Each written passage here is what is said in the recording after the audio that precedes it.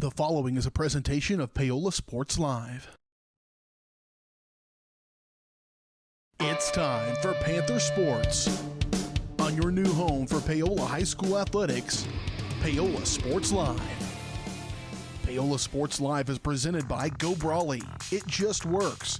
Learn more at gobrawley.com. Also by Elliott Group.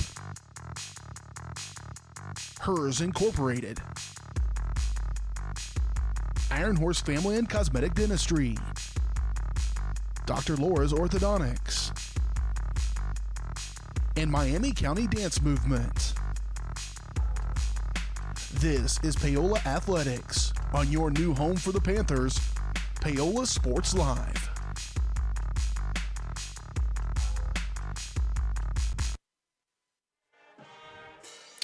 And welcome everybody to Paola, Kansas, as it's the site for tonight's matchup between the Paola Panthers and the Ottawa Cyclones, and it should be a great night for football as Paola looks to bounce back here. Jackson Mielman on the call alongside Caleb Butler. Caleb running our camera and our color commentary tonight once again. So Paola coming into tonight 1-2 on the season, and normally that's really not where we're talking about Paola. Paola, the last really 5-6 years, really in their whole history, they've been a dominant powerhouse. Normally we would think coming in tonight, Paola would be undefeated, but tonight they come in with a losing record at 1-2. Same with Ottawa. They come in at 1-2 with their only win against Baldwin, 52-0. Paola's coming off a loss to Tonganoxie, 17-13, where Paola led pretty much the whole way until the fourth quarter. Tonganoxie scored late, and Paola couldn't score in the final drive of the game. Tonganoxie pulled out that win, and getting their first win of the year, and getting to 1-2 on the season. We talked about that was something they probably would have liked to, they really wanted to do after the heartbreaker they suffered last year. So now let's get a word from our sponsors. Paola Sports Live is presented by Go Brawley. It just works. Go Brawley is changing what is possible. Experience a new kind of internet with Go Brawley. For more information, call 913-837-4678 or visit gobrawley.com. The pregame show is brought to you by Iron Horse Dental and Dr. Laura's Orthodontics, where they are committed to providing quality health care to families in Miami County. A comprehensive approach to oral care, Iron Horse Dental and Dr. Laura's Orthodontics. Learn more at ironhorsedental.com or drlaurasortho.com. We'll take our first break here on the pregame show, and then we'll be right back. You're listening to Paola Sports Live. Are you ready for a new kind of internet? Then it's time for Go Brawley. It just works. Go Brawley is changing what is possible. Reliable and fast, priced right, with plans starting at $34.95. No throttling, no tricks, more upload speed, and the best service. Just ask our customers. Experience a new kind of internet. For more information, call 913-837-4678 or visit gobrawley.com. Go Brawley. It just works. Hers Incorporated in Spring Hill is the area's premier small engine repair shop. Before you place that faulty trimmer or mower, bring it to Hers and let their experts get you back to work. Hers also takes care of hydraulic hoses, cylinder reseal, and mechanical control cables, such as push-pull, brake, throttle, and more. Plus, they carry quality equipment like Bobcat mowers, Steiner tractors, grass trimmers, and more. Hers is even a UPS drop-off station. To learn more, come and visit us at hersinc.net. Call us at 913-247-3530. Miami County Dance Movement is a place to inspire kids. Miami County Dance Movement is one big family with loving teachers. Miami County Dance Movement is where I'm learning to be flexible in dance and my life. Miami County Dance Movement is so amazing because everybody is so loving and kind. Miami County Dance Movement is like a second family to me.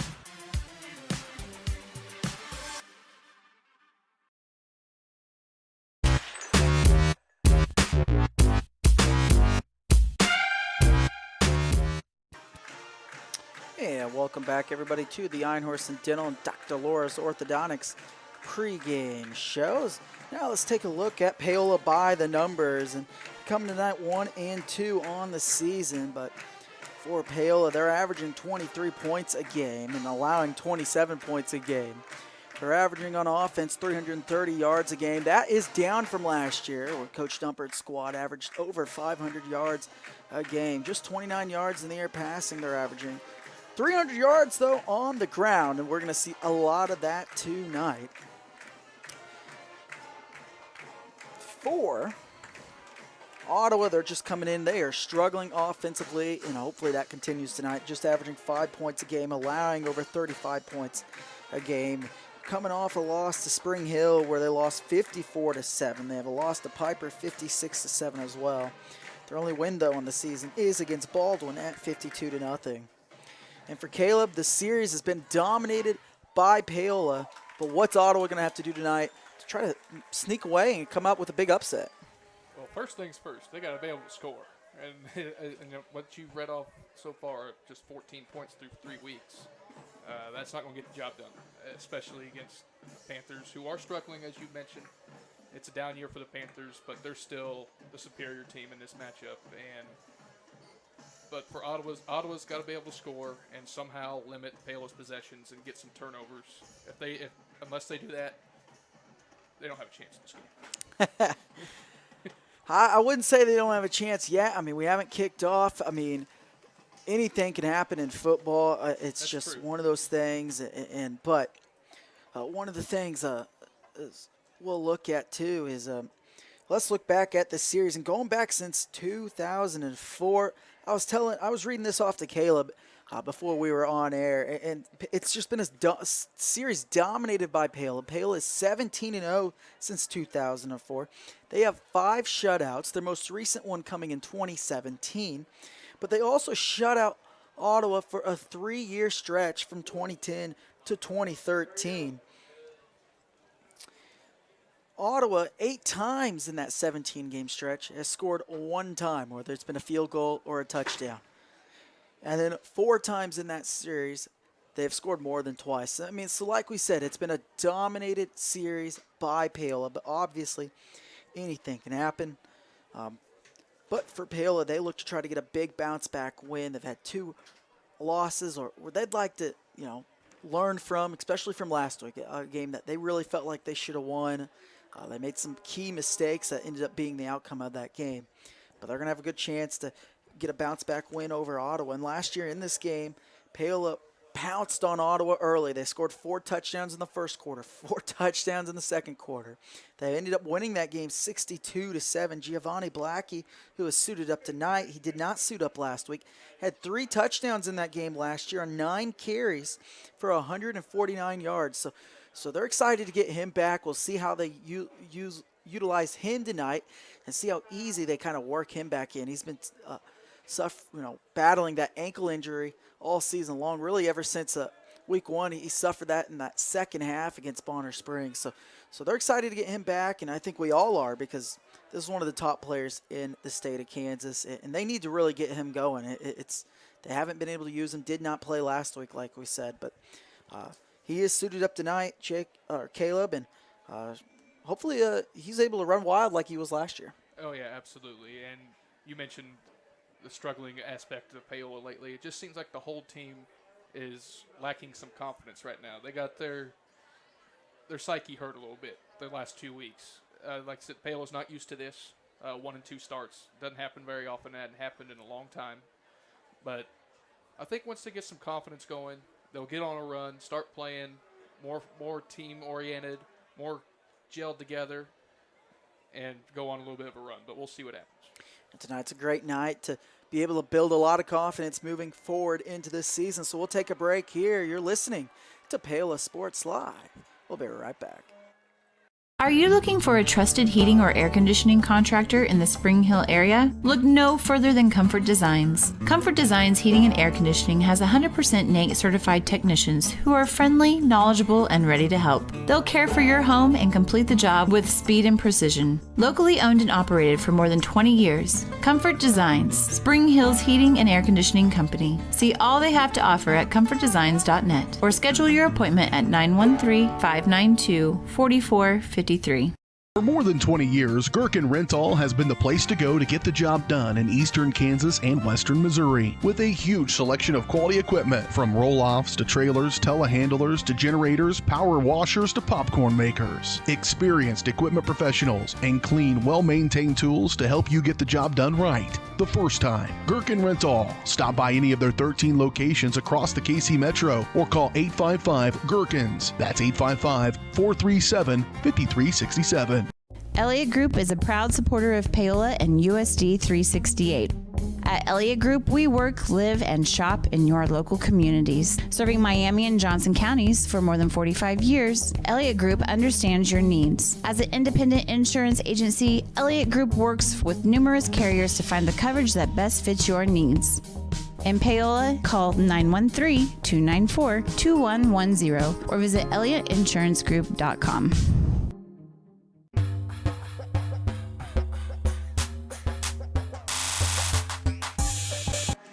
And welcome back, everybody, to the Iron Horse and Dental Dr. Laura's Orthodontics pregame show as we're inching closer to the start of kickoff as Paola looks to bounce back, coming in at 1-2 in the season. Now let's get into some players to watch tonight. And offensively, let's start off with Paola. It's going to be Caden Ramey. Expect him to still get the majority of carries. We saw him really wasn't going to be an offensive factor this year. And then this Bonner Springs game happened, where an injury to Leighton Moore happened. And Caden Ramey's really never given that job back. And he's ran for over 100 yards twice this season. Ramey ran for over 100 yards last game against Tonganoxie. He had 17 carries, 128 yards in that game. Ramey also leads the team in touchdowns with 4 touchdowns. On the defensive end, it's going to be Maxwell Douglas. The senior corner, Douglas, last game had 10 tackles. Now in the season, he's got 21 tackles and an interception. As here come the Paola Panthers. Now it's time for a chamber. Now our starting lineups is brought to you by Hers Incorporated in Spring Hill, your area Bobcat mower dealer. Start next year's mowing season with a great Bobcat mower or take your mower in for a full tune-up. Working on all types of small engines, Hers also has you covered when it comes to hydraulic hoses and cylinder repair. To learn more, go to hersinc.net or call 913-247-3530. So now the starting lineups will start here on the offensive side of things. At left tackle will be Dalton Pysick. At left guard it'll be Cale Murdoch.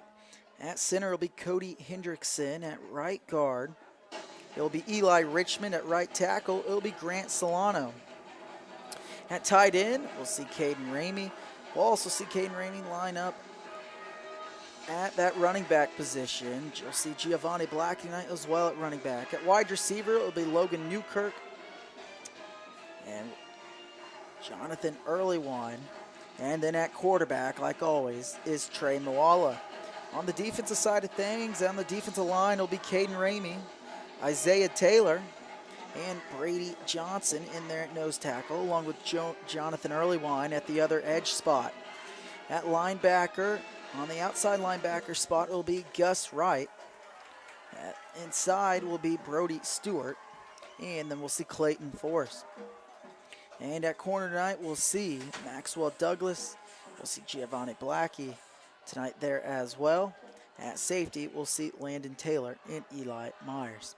So those are the starting lineups for Paola. Now it's time for a Chamber Connection brought to you by Paola Chamber of Commerce.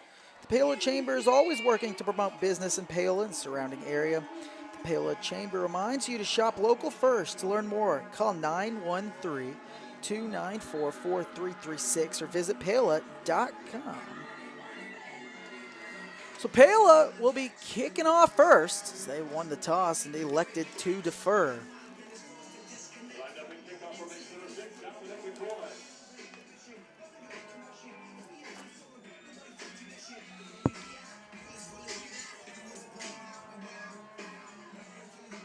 So it'll be Dominic McCoy to kick off.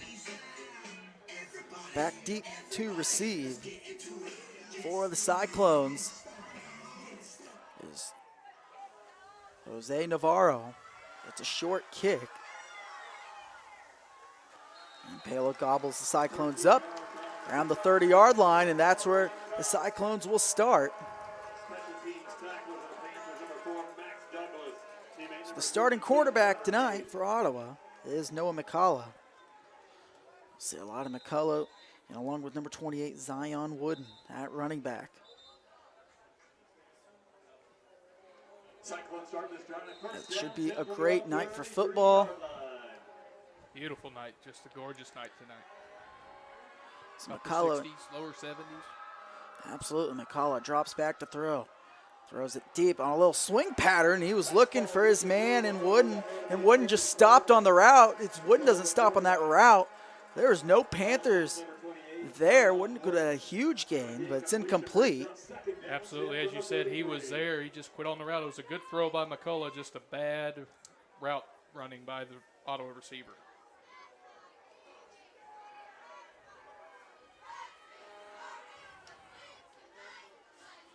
So McCullough this time turns and hands it off, and he is gobbled up by a few Panthers. Nowhere to go. It's Caden Ramey there to make that stop. Great job by the front four of the Panthers there, and a great fill by Caden Ramey to stuff that play for a short gain, and now it's 3rd and long. This is not what Ottawa wants to be in all night, is these 3rd and longs. So Wyatt Sink, who took that carry, now hobbles off the field. 4 wide receiver set. McCullough drops back, pressured, rolls to his left, has his man. It's caught for the first down. Had a wide open receiver in Brett Hart. Nice play there by the Ottawa Cyclones. A little tight end pass over the middle, and the Panther defense nowhere to be found on that, and Ottawa keeps the drive going near midfield. Yeah, McCullough did a great job in finding that hole. Panthers dropped into zone coverage there. 3 wide receiver set, 2 running backs next to McCullough. He hands it off to Wooden. Wooden nowhere to go. Gobbled up by a few Panthers there. It's no gain on that play. Yeah, nothing in the run game so far for Ottawa. They have to, if they don't want to become one-dimensional, they better start blocking up front. Otherwise, they're just one-dimensional and have to throw all night. The Panthers will be sent in the house if that's the case. 3 wide receiver set again. To top of your screen. McCullough fakes the handoff, keeps it himself, tries to get to the edge, and nowhere to go. He's tackled out of bounds there by Zach Donahue, the senior. That was a great fake by McCullough there. Got the Panther defense going to the far side of the field, came back this way and got a nice solid gain out of that. And now it's 3rd and manageable for Ottawa. Yeah, it's 3rd down and around about 4 yards. We'll see what they want to do here. They've already passed for a 1st down here on 3rd down. They go to a 4 wide receiver set. McCullough looks to throw, finds his first read, and he hits him. Looks like he's just a bit short there. Not very good awareness by the Ottawa receiver there, not knowing where the 1st down marker is, and he's about a half a yard short. Yeah, Navarro, that's one of those things too. He was the one who made that catch. It's one of those things too. Why on 3rd down? Why ever run a route short of the 1st down, especially on 3rd and short? But that's what happened there. So 4th and 1 coming up. Cyclones in Panther territory. They're going to have to call a timeout here, down to 5 seconds already on the play clock. They ain't going to get this play off. Yeah, they're not going to get it off. You have to use your timeout. Can't back up 5 yards. Otherwise, you're going to look at a punt, and that's what they do. So we'll take our first break here. Ottawa takes a timeout.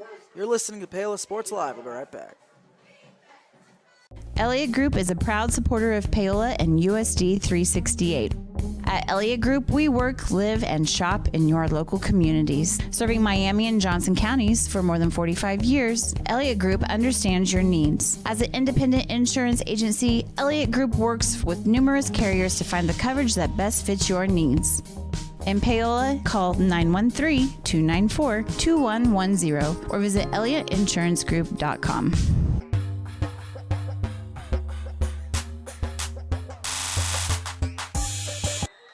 So 4th down and 1 for the Cyclones out of their timeout.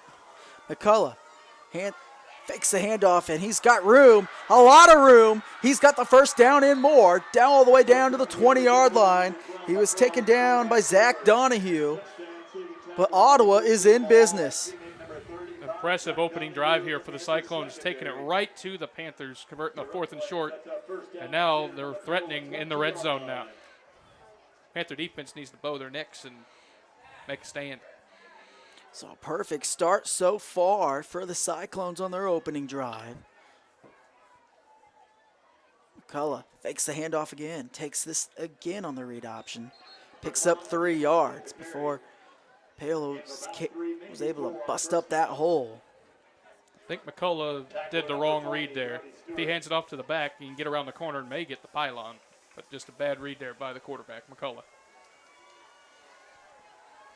So it's a pickup of 4, 2nd down and 6. Look for it on their opening drive to possibly be 4-down territory for the Cyclones. You want to win this game. You haven't beat Paola in so long. There have been some close ones. Now the pass is complete to Wooden. Wonder if that'll go down as a rushing attempt. Looked like it was a backward pass, but either way, it sets up another 3rd and manageable for Ottawa around the 13-yard line. Yeah, it was just a little halfback screen. Takes it for 3 yards. McCullough now 3 for 4 on this drive passing.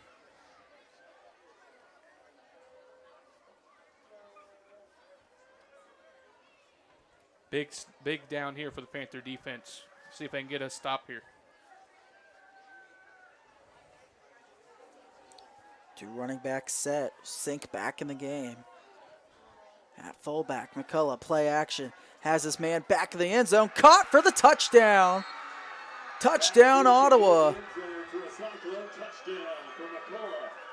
Wow, that was a very, very impressive opening drive by Ottawa. Just went right down the field on the Panther defense. Converted a couple 3rd downs, a 4th down, and Ottawa's off and rolling early.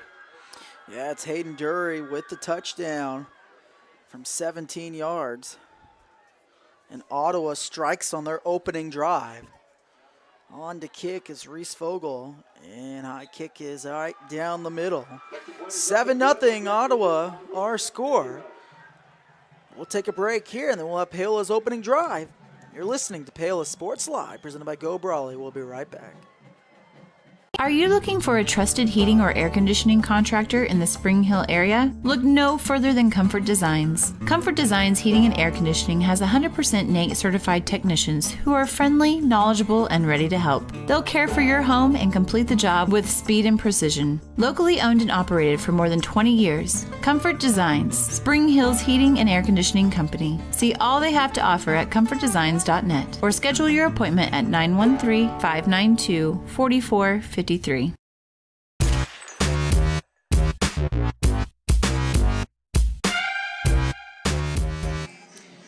So 7-0 our scores. We're back here on Paola Sports Live. And Caleb, you could not have drawn it up better if you're an Ottawa fan. Oh, absolutely not. Take the opening kickoff and show your will early. Again, in a series that you haven't won in 17 years, to come out and get the first punch like that should give Ottawa a lot of confidence moving forward. Now the Panther offense has to score and answer back. So see what Paola does here. Clayton Younger, Gus Wright, and Taylor back to receive. It's a short kick. It'll be fielded by Younger on that far left side. Younger tries to get to the outside, and he's taken down. Yeah, it's still going. He didn't get down. No, he's still going. Getting a little bit of an extra push. You are right. Near the 39-yard line. So good return there by Younger, and that's where Paola will start. That was a great return by Younger there. He was corralled early, but Ottawa didn't form tackle very well, and he was able to break free and gain an extra 5 yards before contact before bringing him down at the 40-yard line. Good field position for the Panthers.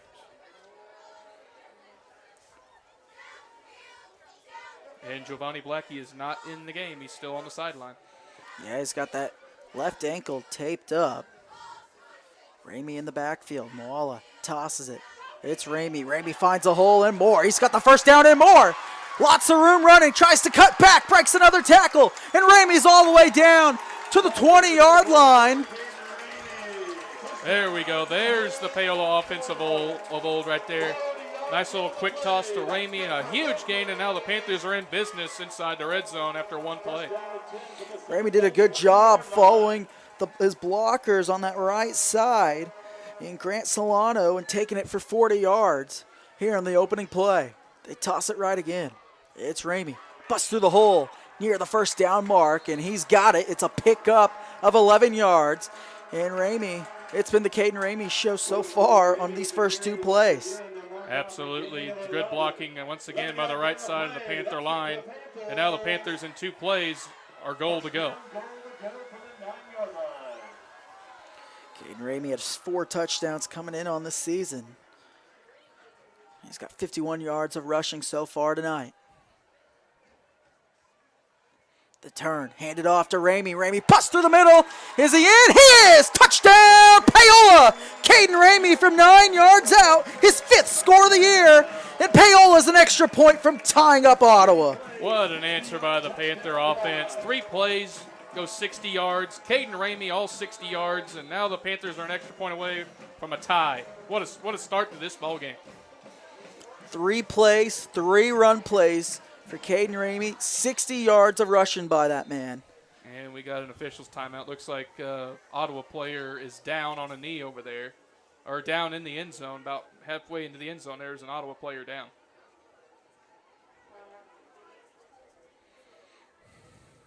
Looks like number 11 is going off the field there for Ottawa. Looked like he was holding his hand while going off the field, but I'm not sure now. So it's Dominic McCoy to tack on the extra point. It's a perfect hold, and the kick is good. And Dominic McCoy ties things up here in Paola. We'll take a break here. You're listening to Paola Sports Live. We'll be right back.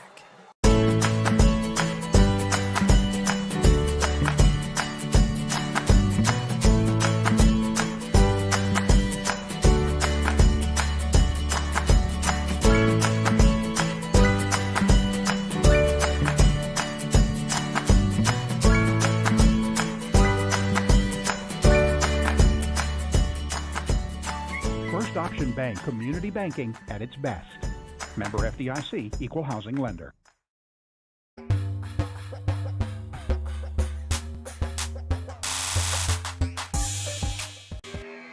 7-7 are scored. Both these two teams have scored on their opening drives. It was Caden Ramey there doing it all himself with 60 yards total of offense, starting that drive with a 40-yard run and capitalizing on the 9-yard run. Caleb, are we looking at a shootout tonight? Certainly looks that way after 2 possessions.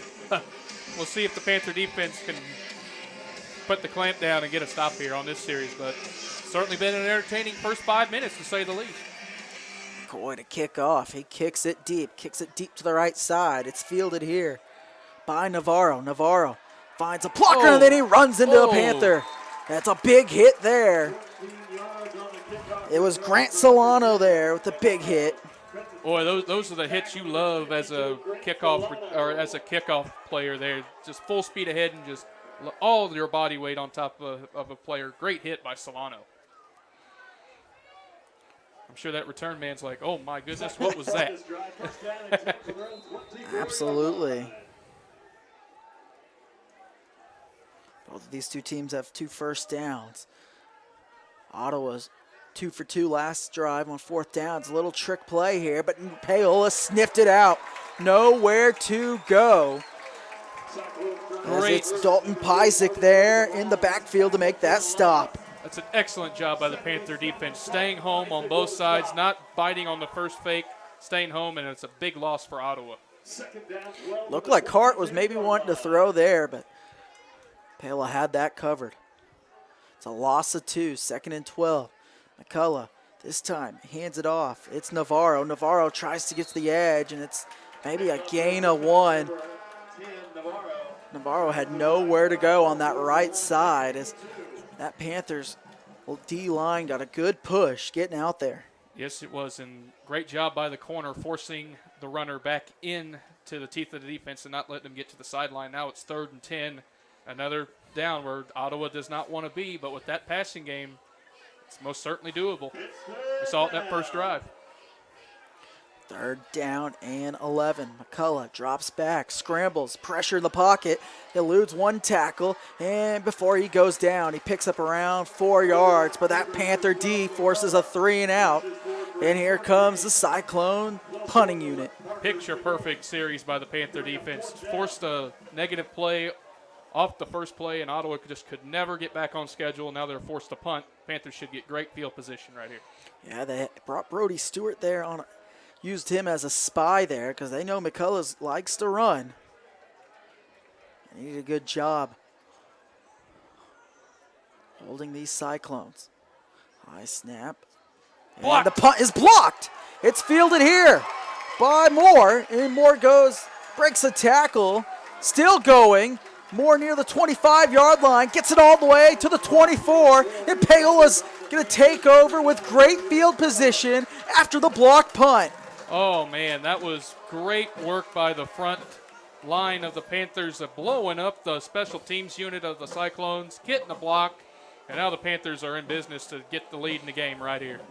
Vogel, it seemed like he took his sweet time with that punt, and Panthers just kept coming at him. So it's Paola here now to lead the Panthers back on their second drive, and after what we saw the last time, I think you just got to turn and hand it off to Ramey. It looks like Blackie's in the game now. Giovanni Blackie, the deep man. Blackie still looking for his first score of the year. They hand it off to Blackie. He tries to bounce it to the outside, but he's going to maybe lose a few yards, and it just gets back to the line of scrimmage. Not much room there for Giovanni Blackie. Yeah, looked like the Panthers were trying to pull there. The left guard didn't quite get over there quick enough, and the Ottawa defensive line made a great play stuffing Giovanni before he can get going. Blackie ran for over 1,500 yards last season. Just has 129 yards rushing in these 3 games. Did not play last week. Blackie in the backfield. They turn and hand it off. Blackie busts through the hole. He's inside the red zone. Picks up 13 yards. He's got a first down for Paola. Caden Ramey led that charge there. Fullback went into the hole, blew up the linebacker, and Giovanni was able to run right by him and set up now 1st and 10 just outside the 10-yard line. Paola turns, hands it off to Blackie. And Blackie keeps those feet moving, picks up about 5 yards, takes it down to the 6. Yeah, got about half the distance there. That's all you're asking for as a Panther offense. Just get half the distance at a time. See if they score on this play right here. 2nd down and 5. Ball at the 6. Look for Paola just to play to their strengths tonight, and that is rushing the football.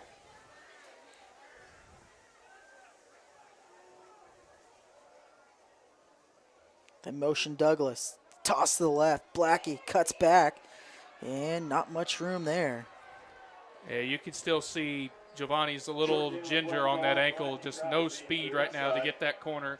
I really think if Giovanni was healthy there, he would have scored easily on that play. Just the speed burst is not there right now, and it's expected. He's got a bad ankle injury out there right now. Now we got officials timeout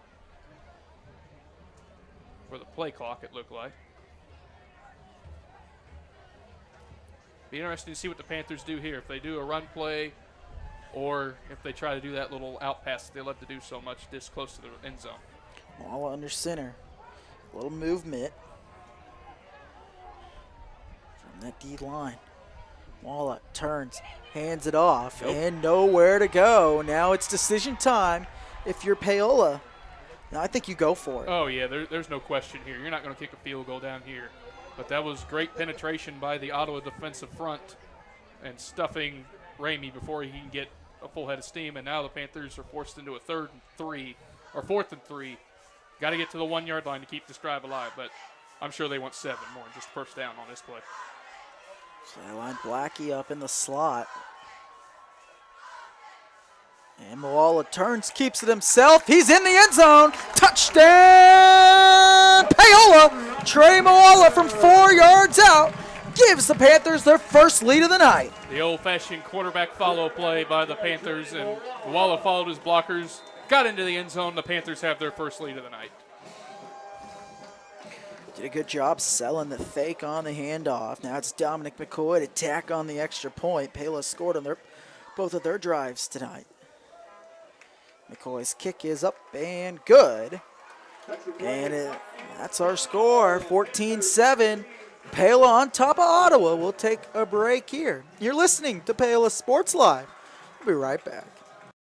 Years, Gherkin Rental has been the place to go to get the job done in eastern Kansas and western Missouri. With a huge selection of quality equipment, from roll-offs to trailers, telehandlers to generators, power washers to popcorn makers. Experienced equipment professionals and clean, well-maintained tools to help you get the job done right the first time. Gherkin Rental. Stop by any of their 13 locations across the KC Metro or call 855-GHERKINS. That's 855-437-5367.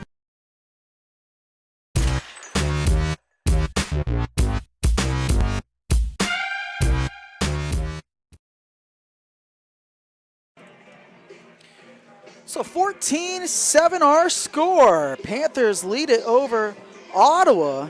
And Paola, they've gone down and scored on both of their drives. Coming down to score there was Trey Moala after that blocked punt. You got to love it. Oh, I absolutely love it. The Panthers got punched in the mouth early. They've counter-punched and then some. And now Ottawa's behind the chains now. Navarro takes it off a bounce, and it goes through the middle. And that's kind of been a struggle for Paola this year is kickoffs. We saw last week Tonganoxie take that kickoff with about 9 seconds left in the first half. Boy, that was close to happening again. He was just one man to beat if he would break that tackle, and thankfully for the Panthers, they're able to shoestring him before he could get by that, and he'd been gone. But now the Panther defense, see if they can get another third down. Now Ottawa has to get the momentum back because the Panthers took it to him on that last series of downs. So Hart goes out wide to the left, one wide receiver set. It's Wooden in the backfield, two fullbacks, a turn, hand it off, and he's gobbled up there by Paola, not much room there. It was Isaiah Taylor in there getting the tackle. It's a pickup of 3 yards. Yep, good penetration again by the Panther front, blowing that play up before it could get started. But still a solid gain by the Ottawa running back. They actually gave him a gain of 4 on that play. And as an offense, you'll take that every time if you get 3-4 yards a pop. Yeah, Sink did a good job. It looked like initially he was met right around the line of scrimmage, but Sink did a good job getting more. Hands it off to Wooden. Wooden's got the first down. He's still going before he's knocked down. It's a pickup of 14 yards. First down here for Ottawa. Tell you what, Ottawa has played very, very well this first quarter. They have moved the ball efficiently outside of their last drive, but the other 2 drives, they have moved the ball into Panther territory, and the Panthers got to bow their necks up and make a stand. I do not think this is what Paola fans really expected out of this Ottawa club, and really not taking anything away from Ottawa, but in their first 3 games of the season offensively, it's been a real struggle. McCullough keeps the balls loose. Who's got it? Does Moore have it? Yes. It's recovered by Paola. Paola football on the turnover. And the offense is coming back on the field after the big hit blowing up McCullough. Great job by the Panther defense. Ottawa had the momentum again. They were moving the ball, and then a disaster strikes for Ottawa. Can't not turn the ball over, especially on the road against a superior team, and that's demoralizing if you're an Ottawa fan right now. Because now the Panthers are in Ottawa territory again, looking to go up by 2 scores. So 8 seconds left. First turnover of the game.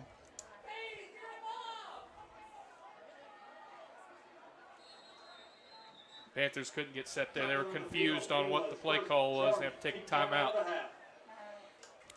So timeout here. We'll keep it here. 14-7 our score.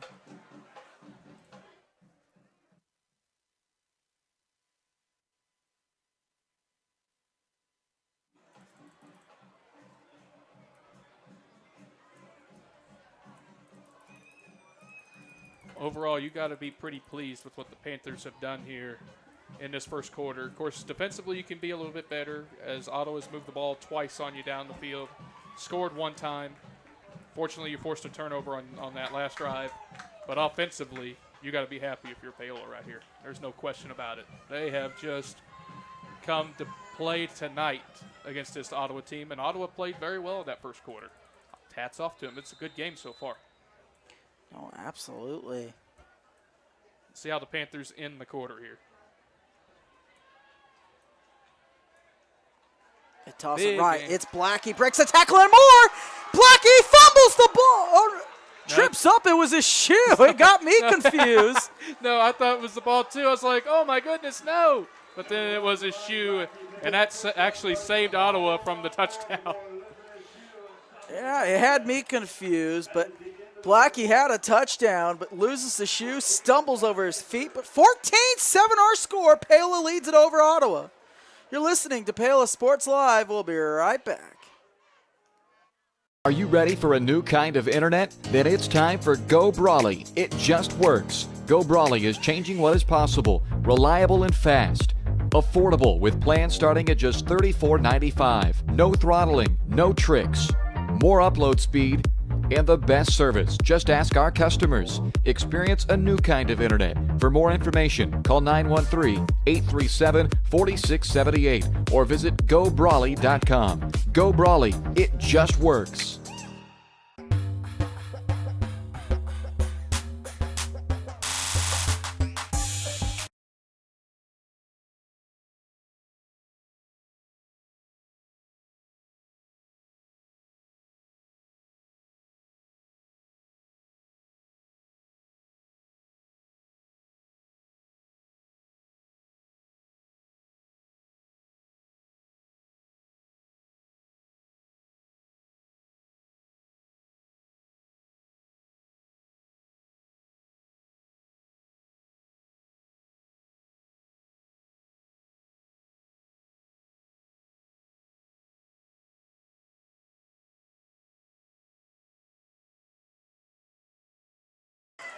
Ramey. Turn it here. It's Ramey. Bounces to the outside on the counter play. He's in for the end zone. Touchdown, Paola. Caden Ramey from 11 yards out. And the Panthers add to their lead. Oh, yeah. Second touchdown run of the day for Caden Ramey. The Paola offense is just clicking on all cylinders right now. 3 drives, 3 touchdowns. They got the momentum. They're rolling right now. Yeah, Ramey just bounced to the outside on that counter play. And it was an easy score.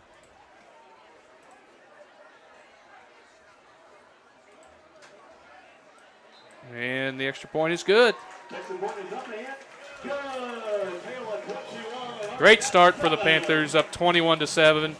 Not much more you could have asked for if you're a Paola fan coming back after those 2 tough losses back-to-back. See if they can keep the momentum going. Yeah, no, absolutely. And they're done a great job tonight. They haven't thrown the ball once, but they've stuck to their bread and butter, which is running the football. Absolutely. No need to throw when you're getting 10, 12, 20, 15 yards a pop. No need to throw the ball if you keep getting that. But this now might make Ottawa one-dimensional. Down 14 points this early in the first half. Might need to throw if you're going to get back in this game. If you're an Ottawa Cyclone right now. And they've done a good job passing the ball. McCullough's now 4 of 5 tonight passing. But, you know, they've got a block punt. That gave Paola great field position. And then McCullough just fumbled the ball, and they were moving. But, you know, so the Panthers, they've done a great job defensively getting their offense back on the field, and then they've been able to capitalize on those turnovers. Absolutely. It's a short kick, fair cut catch by Brett Hart. Kind of a smart play by the up man there for Ottawa. He knows he's not the fastest of guys, so why risk it? Why risk a turnover? Just take your fair catch, bring your offense out, and see if you can get a drive going. And like you said, the last 2 drives been demoralizing for Ottawa. Mistakes. It can't happen, and it especially can't happen on the road. Feel it. It's always just a tough environment to play at. Always has great fan turnout. So McCullough under center. They go I formation. They hand it off. Wooden, nowhere to go. Still driving, though. Still going. This is a good area. Fumbled the ball again, but Ottawa looks like they're back on it this time. These refs are doing a good job just letting them play. That was an impressive run there by the Ottawa running back. Paola stood him up at the line of scrimmage, but he kept them legs churning. About cost his team another possession, but they're able to fall on it this time. Yeah, it was Wooden there on the run. Like we said, the refs did a good job. They're letting them play. They're not blowing that whistle. As long as that pile's still moving forward, no need to blow the whistle. Keep playing. Absolutely. They're not stopping forward progress at all. Paola's got to get some stops. Second down and short coming up. Back to the I formation. McCullough keeps it, and he's wrapped up in the backfield. Not much room there. It was Clayton Forrest there in the backfield to make that stop. Nicely done by Forrest there, doing his job, staying home.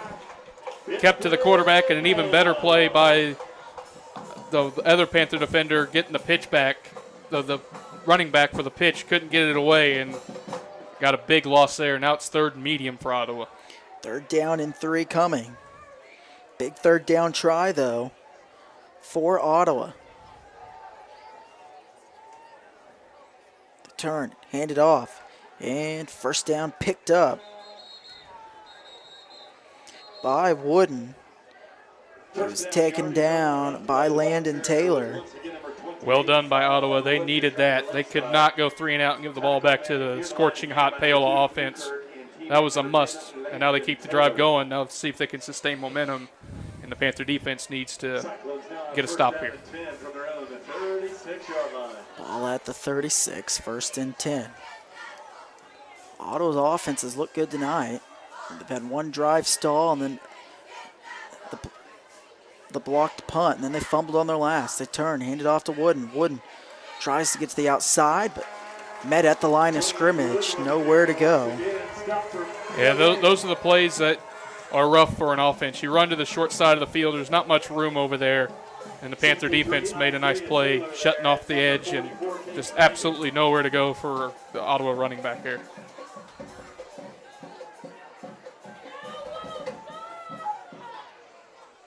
Second down and 10.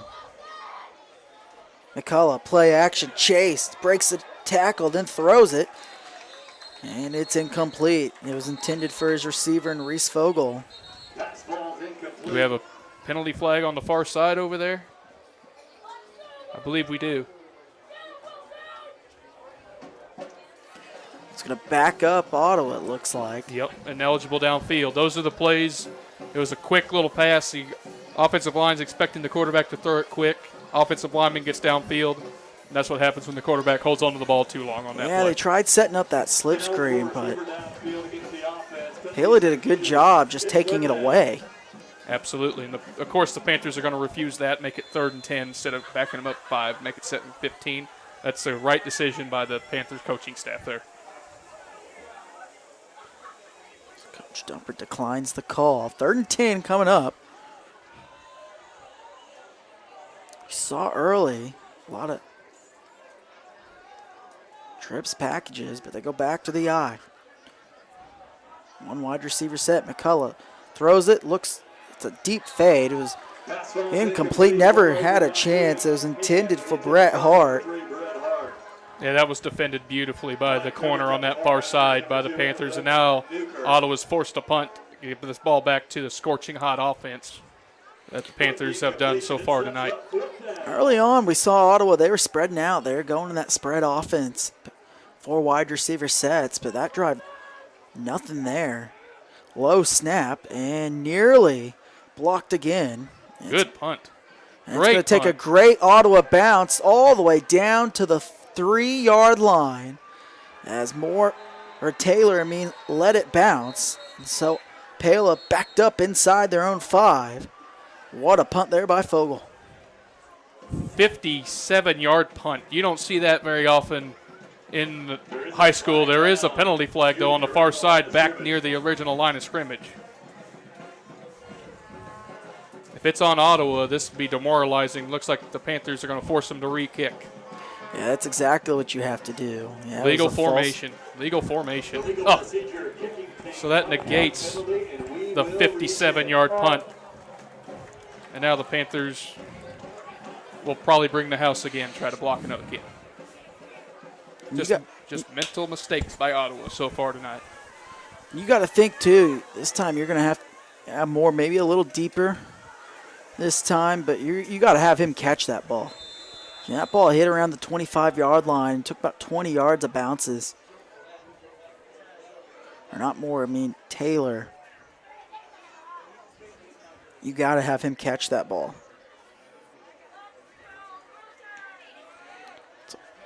It's a great kick this time, and fair caught there by Landon Taylor.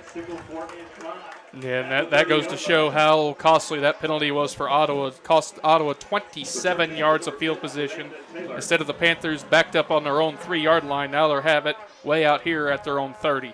Just mental mistakes on the road. You can't do that. It'll cost you. And Ottawa's already had a few mistakes with the block punt and fumble, and now false start on a punt that would have given back the Panthers up inside their own 5. And they toss it to the left. Blackie. And it's Blackie, and he's gobbled up. Newkirk was calling for them to audible that play into a screen. He had nobody on him on that far side. He would have taken that 70 yards. There is not a man on him. Now they're going to bring a man on Newkirk. Blackie limping off the field a little bit. May have re-injured that ankle a little bit. So Douglas comes in.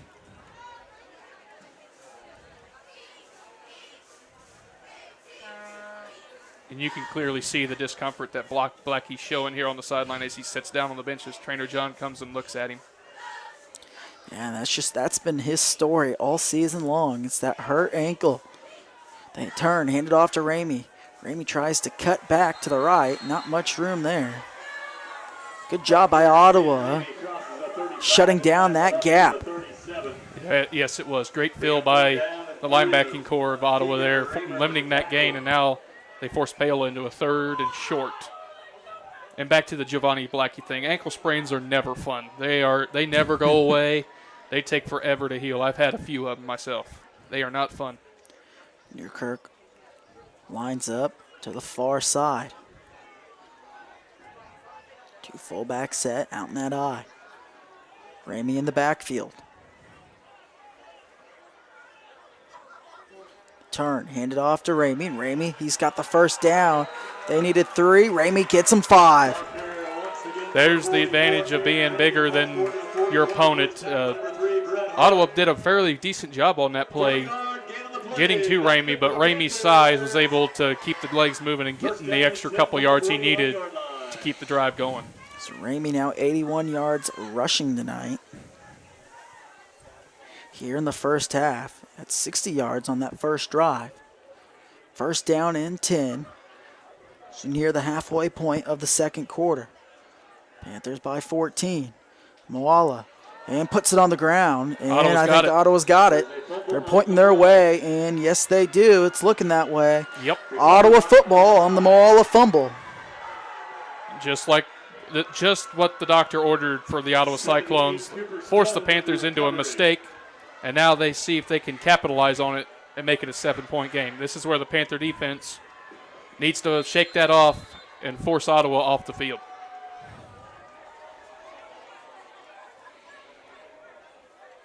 Yeah, so it's been a game tonight for Ottawa, mistake after mistake after mistake. But now their defense gets a turnover of their own, and now they're going to have a chance to try to cut into this Paola Panther lead. McCullough keeps it, goes right up the middle. He's got a hole, cuts back, one man to beat, stiff arms him before he's taken down around the 11-yard line. It was a great run there. It was Zach Donahue to make that touchdown saving tackle. Donahue's had a big night defensively. Yeah, just a beautiful play there by the Ottawa Cyclones. Noah McCullough has been very, very good tonight for Ottawa. He's made a couple nice throws, and especially with his legs, extending plays, and that there puts Ottawa in business. McCullough under center. Turns, hands it off. It's Wooden, takes it all the way down to the 5-yard line. It's a 7-yard gain.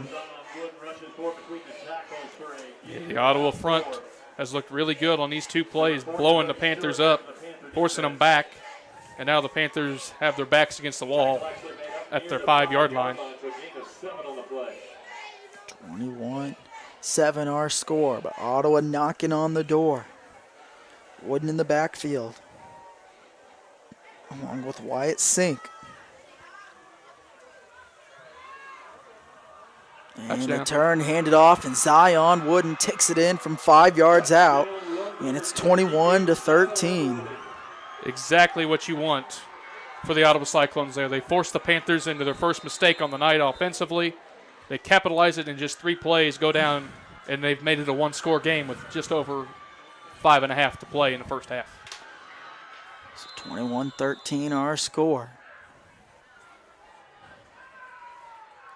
Late man running on here as Fogel just coming on at the end here, just tack on this extra point. they're missing 2 guys. They're missing a kicker and they were missing a flanker there on the left side of the line there. You got to go with time running out. You don't want to back it up 5 yards. High snap, but he got it down.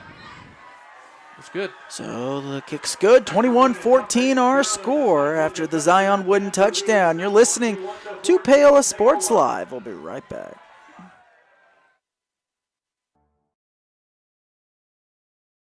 Bringing the law to your corner. That's Hartley Law Group. Attorney Jerry Hartley and her staff are dedicated to working for the results you want and to help you determine what actions you can take. Specializing in criminal defense, family law, guardianship and adoption, estate planning, probate, and trust litigation. To learn more, call 913-294-4512 or visit HartleyLawGroupLLC.com. The choice of a law firm and attorney are important decisions and should not be based solely on advertisements or websites.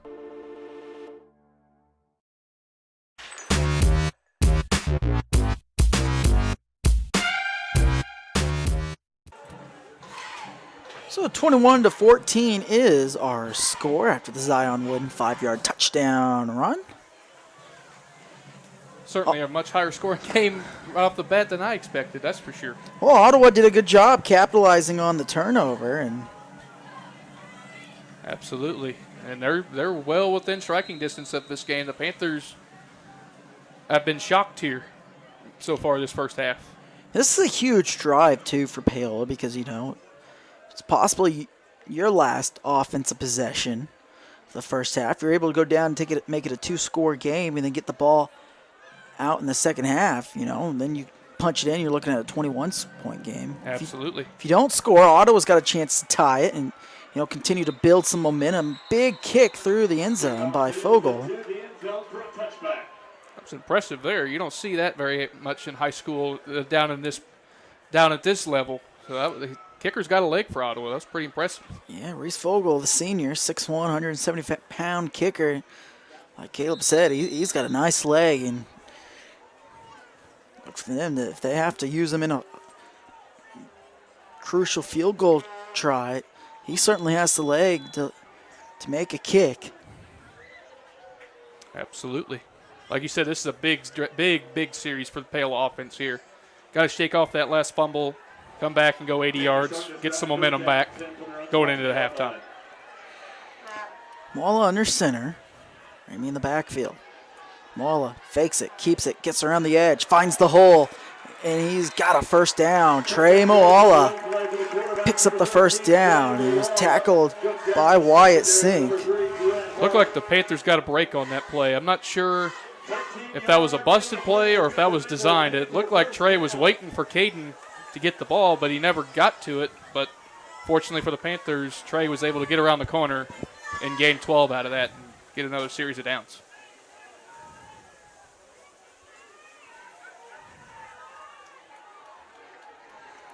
So first down and 10. Paola under center. Ramey in the backfield. Newkirk, bottom of your screen. Panthers have ran every time tonight. Moala keeps it himself, has another first down. He picks up 13 yards. And looked like that was Just a little read play to the left, a good read by Trey, and another big gain. Panthers in 2 plays already up by midfield. Yeah, Paola's run a lot of those read options tonight. Panthers at the 45. Got to keep this offense moving. Trey keeps it himself, runs into a wall, but picks up 5 yards. Late penalty flag at the end of that. Not sure who this might be on Ottawa for a face mask or personal foul. I'm not sure, but Dalton Pysik's got his hands up looking to the sideline like, what did he do? I said the flag was thrown in the scrum right around where the quarterback was with the ball. But I'm not sure what it was. I believe it's on Ottawa, if I were to guess. The way the officials are standing at the ball, it looks like they're going to be moving it, and it is on Ottawa. Yeah, it's a personal foul at the end. Just a little pushing and shoving in that pile there at the end. And again, what have we said all night?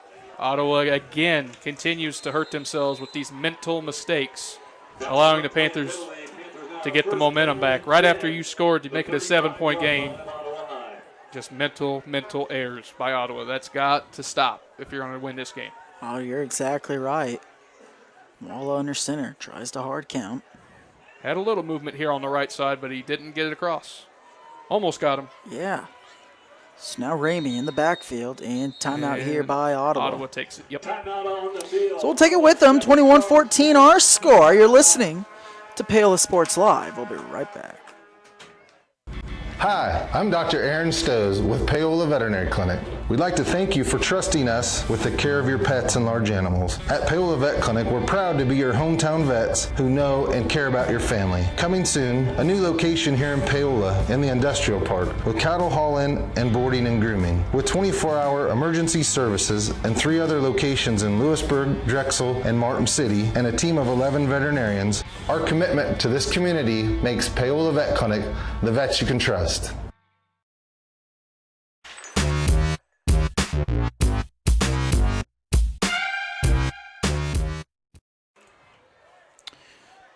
So 21-14 our score. Jackson Mielman here alongside Kayla Butler.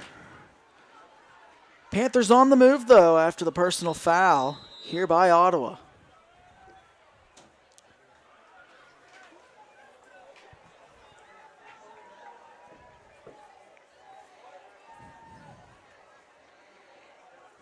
Heavy set. Paola.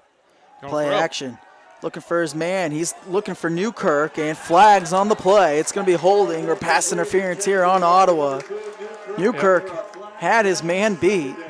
Yeah, Newkirk had the man beat. The Ottawa defensive back had no choice but to grab Newkirk there. Otherwise, it was going to the pylon for a touchdown. First passing play of the night by Paola, and it's the right time there to take a shot after a personal foul on Ottawa.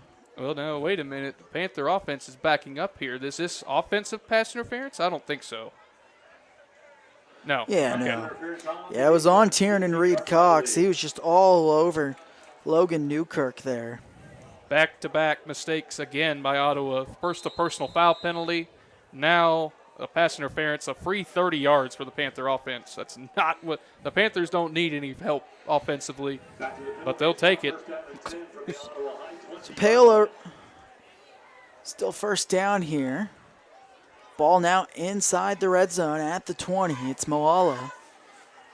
Under center, Ramey in the backfield. Newkirk, top of your screen. They hand it off. Ramey breaks the tackle. Bulldovers over his man. Inside the 10, inside the 5, still going. Around the 4-yard line, it's Caden Ramey, a pickup of 16 yards. And Paola back in business.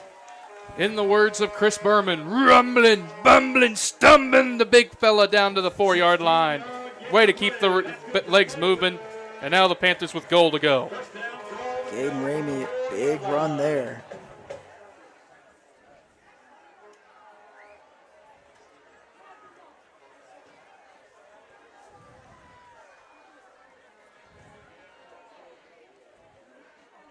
Mola keeps it himself, walks into the end zone. Touchdown, Paola. It's Trey Paola from 4 yards out, his second score of the night, and the Panthers add on to their lead. What a beautiful play that was. The C's just parted on the left side of the line. Wide open hole for Trey to drive a dump truck through.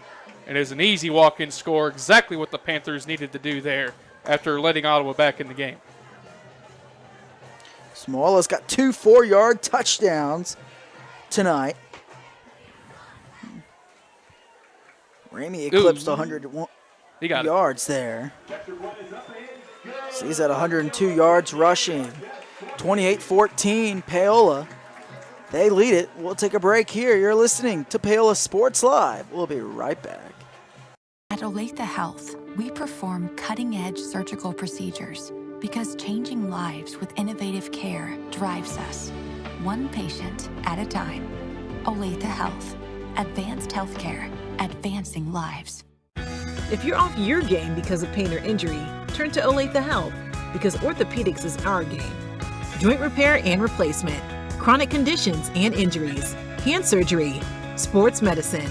Make an appointment today.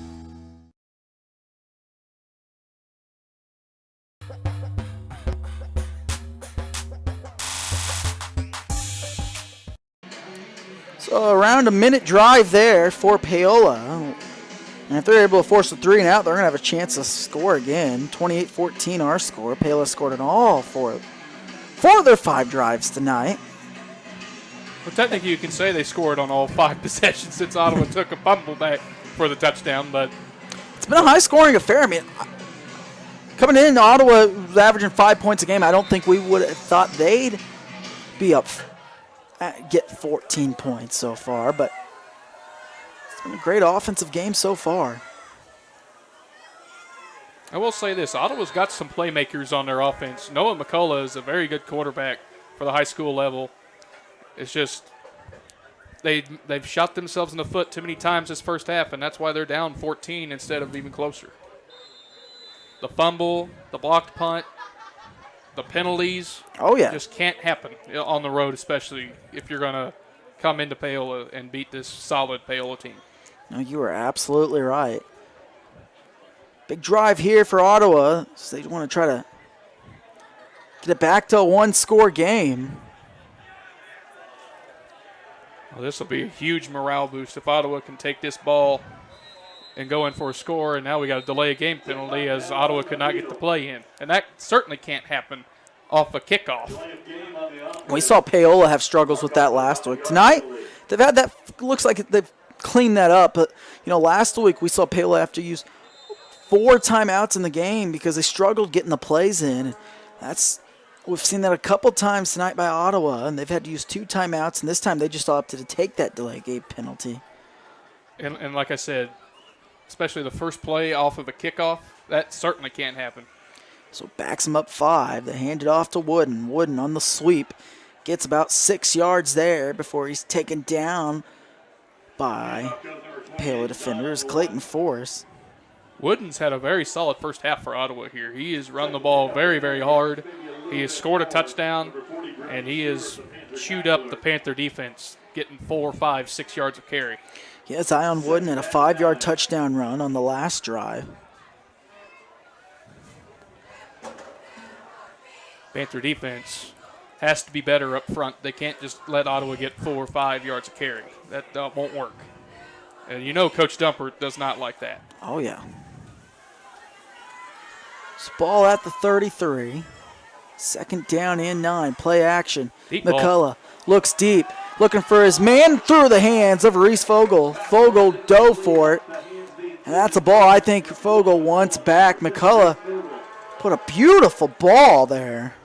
And I think that's a ball McCullough wants back. He had his man there. He overthrew it just enough that absolutely that Fogel had to dive for it. If that hits him in stride, I believe that would have been a 67-yard touchdown because he had the corner beat by a couple yards.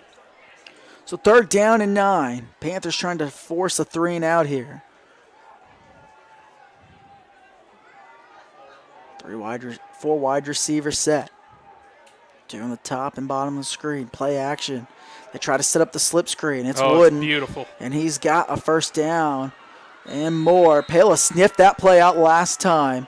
This time, Panthers bite on it, and Wooden's got the first down. Boy, that was executed brilliantly for Ottawa there. Paola came with the heat, but McCullough makes a nice play to Wooden, the running back, and of course Wooden, yards after the catch, keeps the drive alive, and now Ottawa's in business around midfield. That was a huge, huge play because now you can eat a little bit of clock, where before, Paola could have gotten the ball back and had a chance to score again. It's a little wide receiver sweep here. Pick up a 3 yards. It was Brett Hart. Boy, that had a chance to go somewhere. It looked like it was a big hole initially, but Caden Ramey made a nice shoestring tackle, limiting that play to just 3 yards. Yeah, Hart, they use him in a lot of little gadget plays. He's their speedster on the outside. We're starting to see Ottawa spread it back out again. McCullough keeps it on the fake handoff. He's taken down. It's a pickup of 9 yards. There's Trey Moala there to make the stop. Well, the Panthers have no answer for McCullough right now. McCullough has just moving up and down the field on the Panther defense right now. Panther defense has to make some adjustments. Send an extra man to McCullough, something, because this is impressive what Ottawa's been doing tonight so far. So under 2 minutes to play in Paola territory. Ball at the 45. McCullough sneaks it, has the first down. He needed 1. He gets 3. Love the play call. Absolutely love the play call. I don't know why you don't see that more often. Just quarterback sneak it. You're taller than everybody else. Just dive forward on a quick count and get the necessary yardage you need. Especially at the high school level. A yard is so much easier to pick up at this level than any other level. McCullough, play action. It's a little swing pass, and the second time tonight, Wooden wasn't running hard on that route. And Wooden twice tonight could have had a touchdown. They ran that earlier on the first play of the game. There is a late flag, but Wooden's not running hard on those swing pattern routes. I think we got a hold on the offensive line here by Ottawa, so it wouldn't have mattered, but still, that was a touchdown again. But Wooden just not running out there to get it. That's a chop block, so it's even worse. Yeah, back them up, back into their own territory, back them up 15 yards, and just killer if you're an Ottawa Cyclone right now, because you're removing the ball again, and again, another costly penalty, a huge penalty, backs you up into your own end once again, and now you're way behind the chains at first and a country mile with just a minute and a half to go with just one timeout. This is not what Ottawa wanted right here. So first down in 10. Ball back now in Cyclone territory at the 38, or excuse me, the 43-yard line. McCullough motions his man, 5 wide. It's Navarro now, 3 at the bottom of your screen. And the Panthers are forced to use the timeout here as they didn't have the defense right on that play. So we'll keep it here, 28-14 our score. Big drive, though, here for Ottawa, if they're able to capitalize. Oh, yeah. I mean, I've been thoroughly impressed with Ottawa tonight, especially offensively. Defensively, they've been really shaky. The Panthers have gone up and down the field on them all night, except for that one drive where they forced a fumble. But offensively, Ottawa's had some good plays tonight. McCullough's overthrew a couple guys that would-be touchdowns. I'm sure he's kicking himself for that. But again, the reason why it's a 14-point game, and I've been preaching it all night, and I'll continue to preach it, it's mental mistakes that has Ottawa down 14 instead of possibly being tied or even ahead in this game right now. No, absolutely. And Paola's done a good job of capitalizing on those mistakes. We'll see if they're able to hold Ottawa here, because this is a great opportunity for Ottawa. Try to get points back and try to cut into this Panther lead. And let's not forget, they got a decent kicker too, so if they can just get it into field goal range, they can take 3 points here going into half two.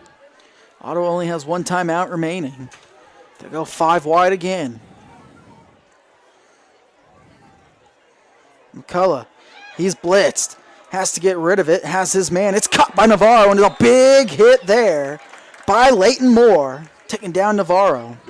I like the play call there for Ottawa. Just get a couple yards at a time, inch it back down the field, and see if you can get closer to the first down marker inch by inch here. Every yard matters. McCullough 5 of 8 passing tonight. Second down and 16. 3 to the right side at the bottom of your screen. McCullough looks. Chased down. Ramey nearly has a sack. Finds his man, and it's Navarro. Navarro cuts back. There's a flag on the play. Navarro continuing to run, and he's near the 10-yard line. We'll see what this flag is. If it's on Ottawa, it'll back him up. And judging where that penalty flag is, it most likely will be against Ottawa. Just another costly error by the Cyclones. Would have had it down inside the 10, and now instead they'll be backed up back near midfield again after they mark off the penalty. Just gut-wrenching for the Cyclone offense. Got to give credit, though, to McCullough. His awareness. Did a good job avoiding the sack by Ramey, and then found Navarro right in the middle of the field. But costly penalty once again for Ottawa. They've done this all night long. And the Ottawa coaches are irate over there on the sideline. They do not like that call whatsoever. The head coach is out near the numbers on the far side, just laying it into the officials over there, as he is not happy with that call at all. Yeah, it's Walt Alexander out there. Head coach of the Cyclones. So Ottawa back up some more. Back in your own territory again, inside your own 40, instead of being down inside the 10 with 42 seconds left. Now Ottawa is forced into a prayer here with the running clock. Yeah, McCullough gets in late. So at least 10 seconds are going to run off here. 3rd and 25. You're Ottawa, you got to probably play it safe. McCullough's going to run for it. Scramble. Now he's going to take off and nowhere to go. He's taken down by the Panthers. And Ottawa took their final timeout there, but the offensive line for Ottawa has got to block better than that. They're not, as soon as McCullough gets to his deep step, there's 2 Panthers right on him right away. He uses his athleticism to get away, but eventually the Panther defense will get there if this Ottawa offensive line can't block better than that. So Forrest did a good job making that stop. Been a fun ball game, that's for sure, but again, absolutely. I mean, Ottawa's moved the ball efficiently, just untimed penalties when you don't need them. You always root for good football, though, by both teams. You never want to go in anywhere wanting to see a blowout, and so it's been a lot of fun so far. Absolutely. And again, Ottawa's had their opportunities. If they just cut the penalties out, this would be a really good ball game. Yeah, I mean, they could be sitting right now at the 10-yard line.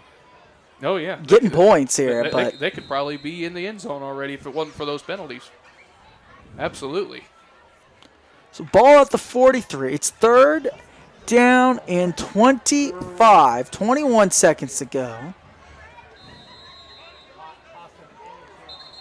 I would think you still got to play it safe here now. And Paola takes another timeout. I think Paola just wanted to see what Ottawa would come out in formation, and now Coach Weaver will set up the defense to how he wants them on this 3rd and very, very long. And if you're Walt Alexander in the Cyclones club, 3rd and 25, 21 seconds, you got to be smart with the football. Can't make a turnover here. You don't want to do anything crazy where you give it up and Paola's got a good opportunity to score. I think you have to play it safe here. Run the ball and punt. I'd just run the ball and take the time off the clock because I don't think Paola would take a timeout if they had one. Well, yeah, I mean, but if they do, you know, that's your strategy. But you're exactly right. I think you just have to play it safe. But this is no run formation if I've ever seen one. 5 wide, baby. Air it out. 5 wide. Now, they may just run a conservative QB draw, but we'll see here. McCullough's got an arm. Seen it tonight. Bobbles the snap, and, yeah, it's just a QB draw. McCullough runs and doesn't do himself any good as he stops the clock getting out of bounds. Yeah, that little mental error there by Noah McCullough. You can't stop the clock there. And now the Panthers will have a chance to bring the house here on a punt block and see if they can get to him. and get good field position, a chance to have one shot at the end zone here. 15 seconds remaining. I think they're going to pooch punt it here, if anything. Yeah, the offense is still on the field there for Ottawa, but I'm like you. I'm with you. I think McCullough's just going to take the snap and quick little kick and get him back down inside the 30 here. No, they go for it. He's going to keep it. A surprising play call, and now Paola's going to have a chance at a Hail Mary here. Or even just a big play in the middle of the field. You use your timeout, and you can get Dominic McCoy a kick. I don't understand. I don't understand that call at all. And it's like you said, now Paola has a play or two if they want to take it. One big play here, get out of bounds, take the timeout, have another shot at the end zone. Boy, that was questionable play calling there for Ottawa. Dominic McCoy, 2-2 on field goals this year. Made them both last week in that Tonganoxie game at a 37-yard kick, and they're going to run it with Caden Ramey. Ramey follows his blockers on the left side to the 30, to the 25-yard line, pushed out of bounds there, and just 1 second to spare, and Dominic McCoy is going to have a chance at a kick. It's a 30-yard run by Caden Ramey. And here we go, just what the doctor had in store for the Panthers. I'm not sure if they'll try a kick from here. They might just go to the end zone here. Well, you're looking at a 41-yard kick. I think they're... McCoy made one from 37 yards last week. I would have kicked this. I would have just seen what you can do. But they're going to... Double move.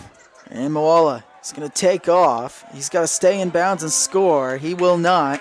And that ends the first half. 28-14 our score. An exciting first half. Paola leads it over Ottawa, 28-14. So we'll get into our halftime show.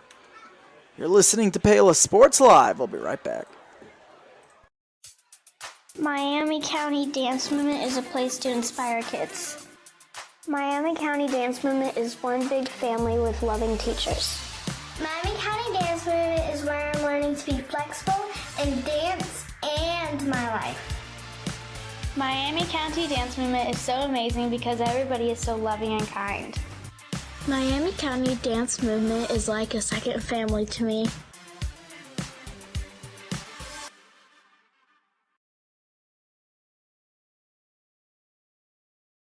At Olathe Health, we perform cutting-edge surgical procedures because changing lives with innovative care drives us, one patient at a time. Olathe Health. Advanced healthcare, advancing lives. If you're off your game because of pain or injury, turn to Olathe Health because orthopedics is our game. Joint repair and replacement, chronic conditions and injuries, hand surgery, sports medicine. Make an appointment today. Hi, I'm Dr. Aaron Stoes with Paola Veterinary Clinic. We'd like to thank you for trusting us with the care of your pets and large animals. At Paola Vet Clinic, we're proud to be your hometown vets who know and care about your family. Coming soon, a new location here in Paola in the industrial park with cattle haul-in and boarding and grooming. With 24-hour emergency services and 3 other locations in Lewisburg, Drexel, and Martin City, and a team of 11 veterinarians, our commitment to this community makes Paola Vet Clinic the vets you can trust.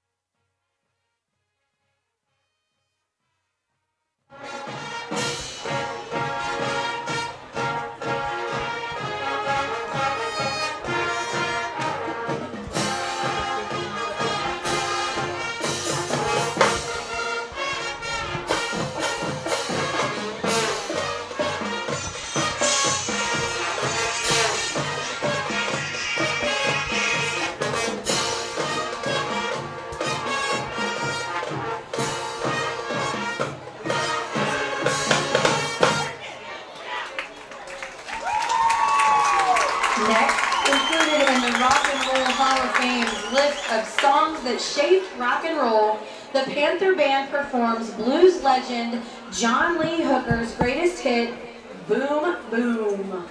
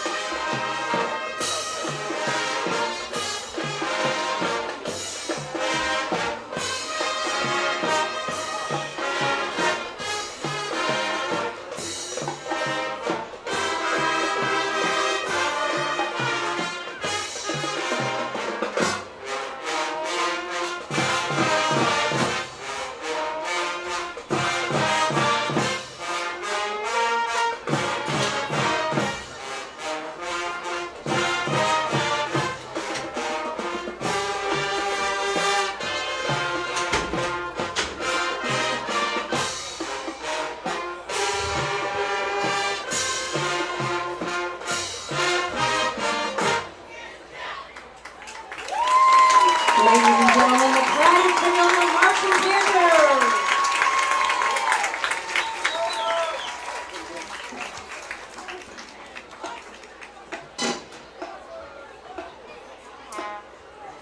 We will see you next game for more music from the band's 2021 field show, Legends of the Electric Blues.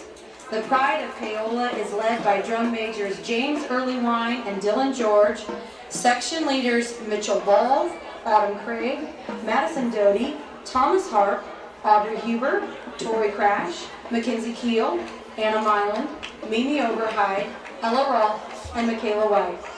The Pride Color Guard instructor is Stephanie Stomper, and the band director is Tim Starks. At this time, we would turn your attention to the field and your PHS Spirit Squad.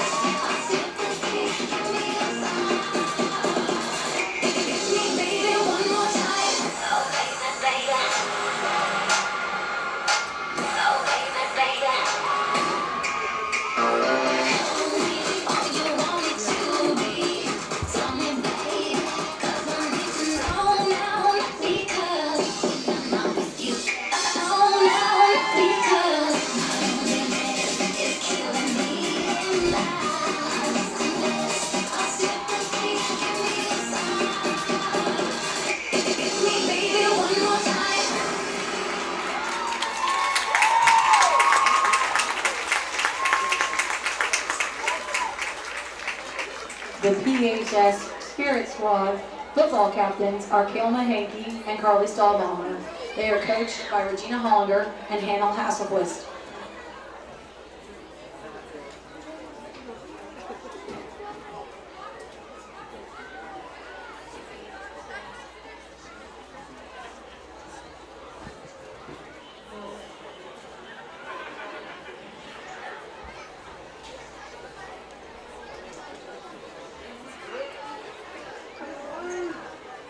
For the former football players who are here tonight to honor the careers of Coach Mike Dumpert and Steve Gorsuch, please make your way to the north end zone, the north end of the track, Miami County Dance Movement is a place to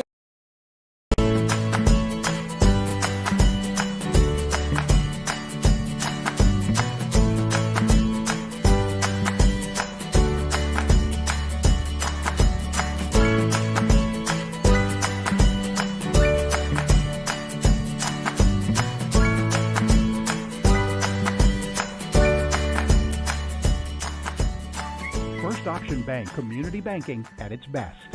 Member FDIC, Equal Housing Lender.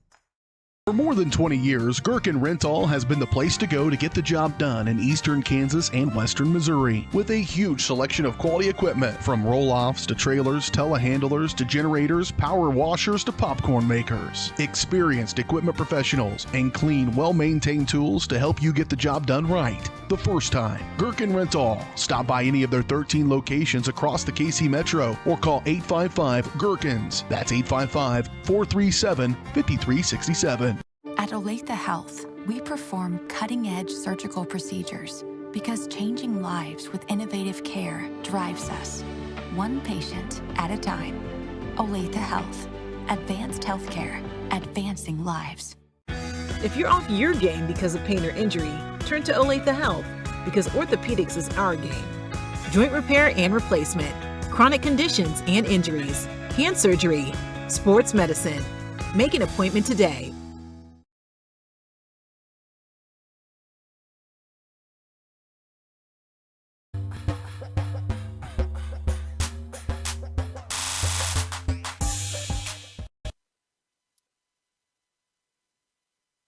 So 28-14 is our score here at halftime, and it's been a good one so far. Let's recap the first half, and then we'll get to our ceremony to honor Coach Dumper, who will be retiring, the head coach, and assistant Steve Gorsh.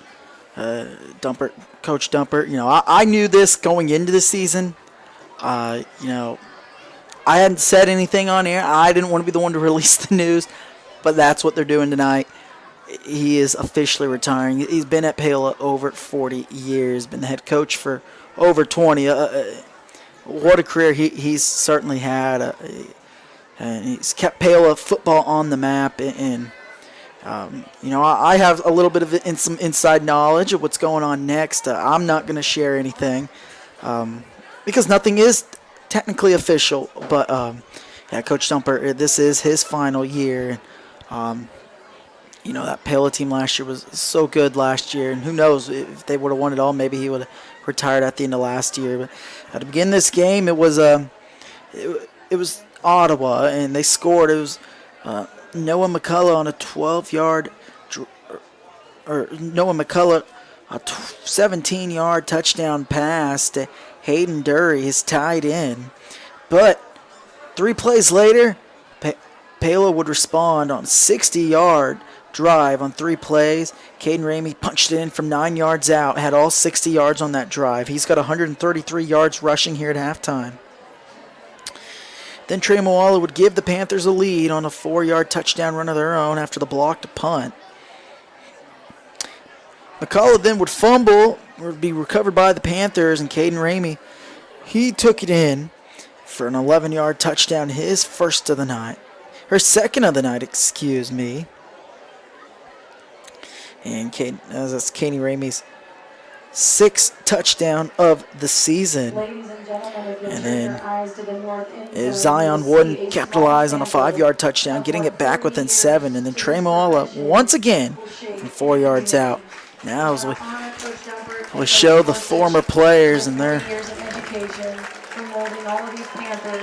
Thanks, guys.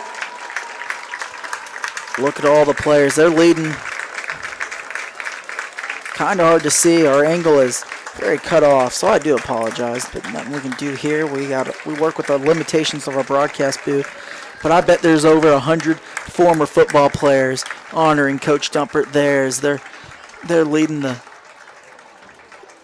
Panther team back onto the field here for the second half. And that's one of those, that's got to be a special thing too, is when you've coached as long as Coach Dumpert has and having all these guys return and show up. It's a very special thing. I sat and talked with him before the season, and that's when he broke the news to me. He said, yeah, he said the rumor's true. And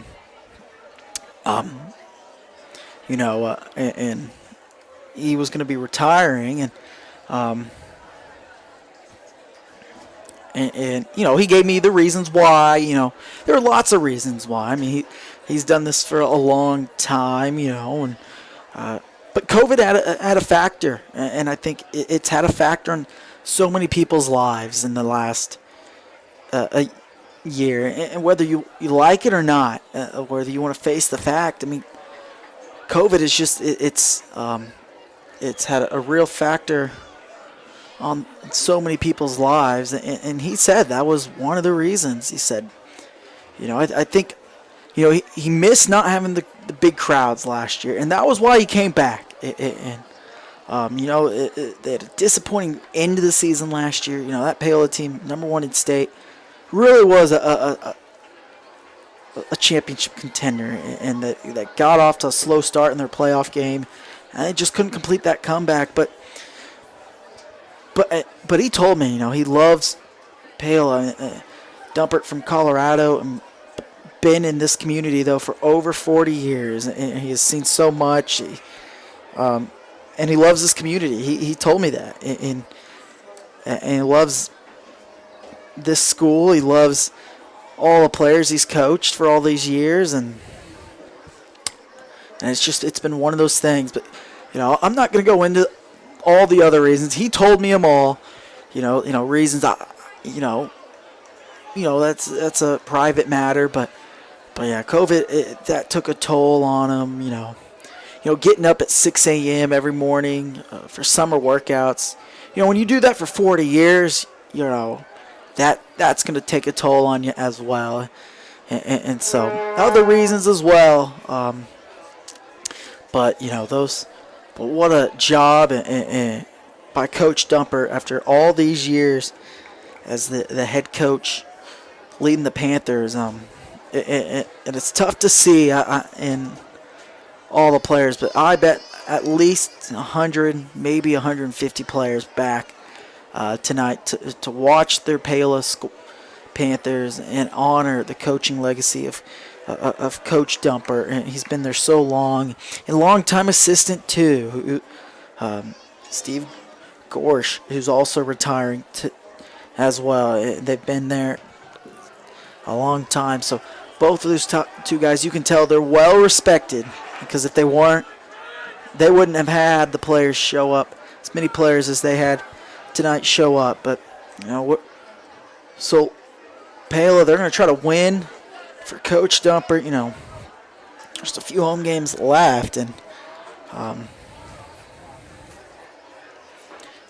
but what a legacy he's going to leave behind here. And he told me what he wants in the new coach, and whoever that is, I have an idea of who it's going to be. I'm not going to share those. That's what I'm going to keep that to myself. But he's given me. He told me what he wants, and he wants someone that's going to run a similar system that he has, and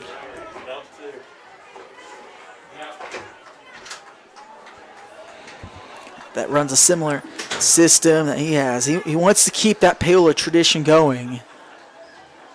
And how couldn't you? So we're going to begin the second half, maybe a little shaky here, as our own Caleb Butler, former player, he's down there honoring Coach Dumper. So we're going to be running a little bit of a filming and broadcasting this game. He'll be back soon. But as they take that a picture, we'll see if we can get that. Yeah, you can kind of see half of it, of all the people there. A picture of all of Coach Dumpert's former players. I believe Coach Dumpert was in there on that photo. The Panthers got a lot of work to do here in the second half. This one not over yet. Panther ball to begin the second half.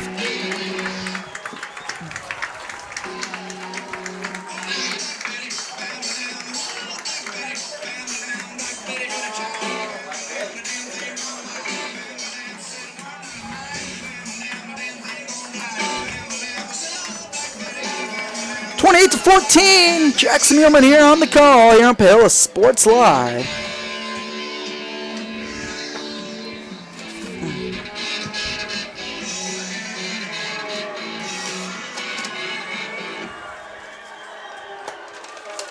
It's Vogel here to kick off. And a high kick. It's muffed here by the Panthers. And pinned back deep into their own territory. It's an 8-yard return. There's Gus Wright on the return. So we'll be running the show here till Caleb gets back to run our camera.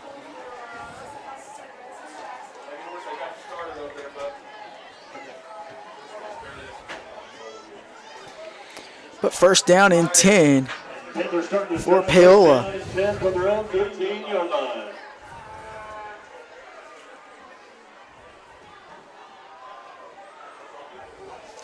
First and 10.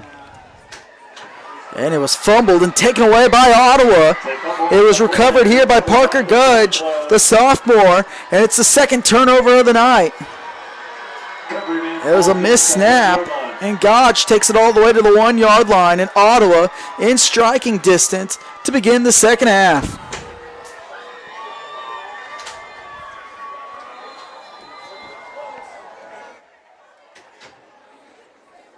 Just an absolute killer of a penalty, or killer of a turnover.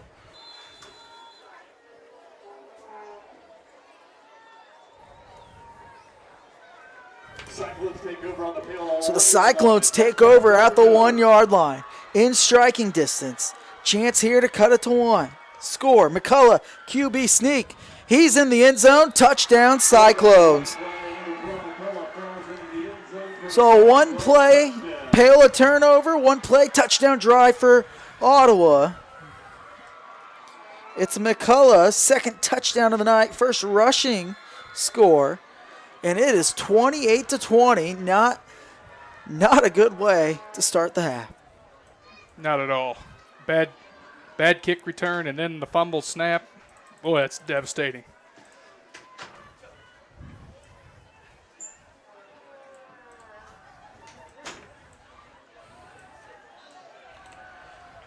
No good. He pushed it left. Pulled it left. No good. So a big mistake there. Still one-score game, 28-20 our score, though. We'll take a break here.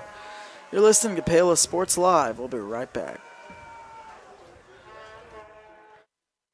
Horse Family and Cosmetic Dentistry and Dr. Laura's Orthodontics are committed to providing quality health care for area families. With comprehensive solutions, Iron Horse Dental and Dr. Laura's Orthodontics will listen and take the time to truly understand your needs, goals, and lifestyle. State-of-the-art equipment, techniques, and facilities combined with a new approach to oral care. That's what you get with Iron Horse Family and Cosmetic Dentistry and Dr. Laura's Orthodontics. To learn more, visit them online at drlaurasortho.com or ironhorsedental.com.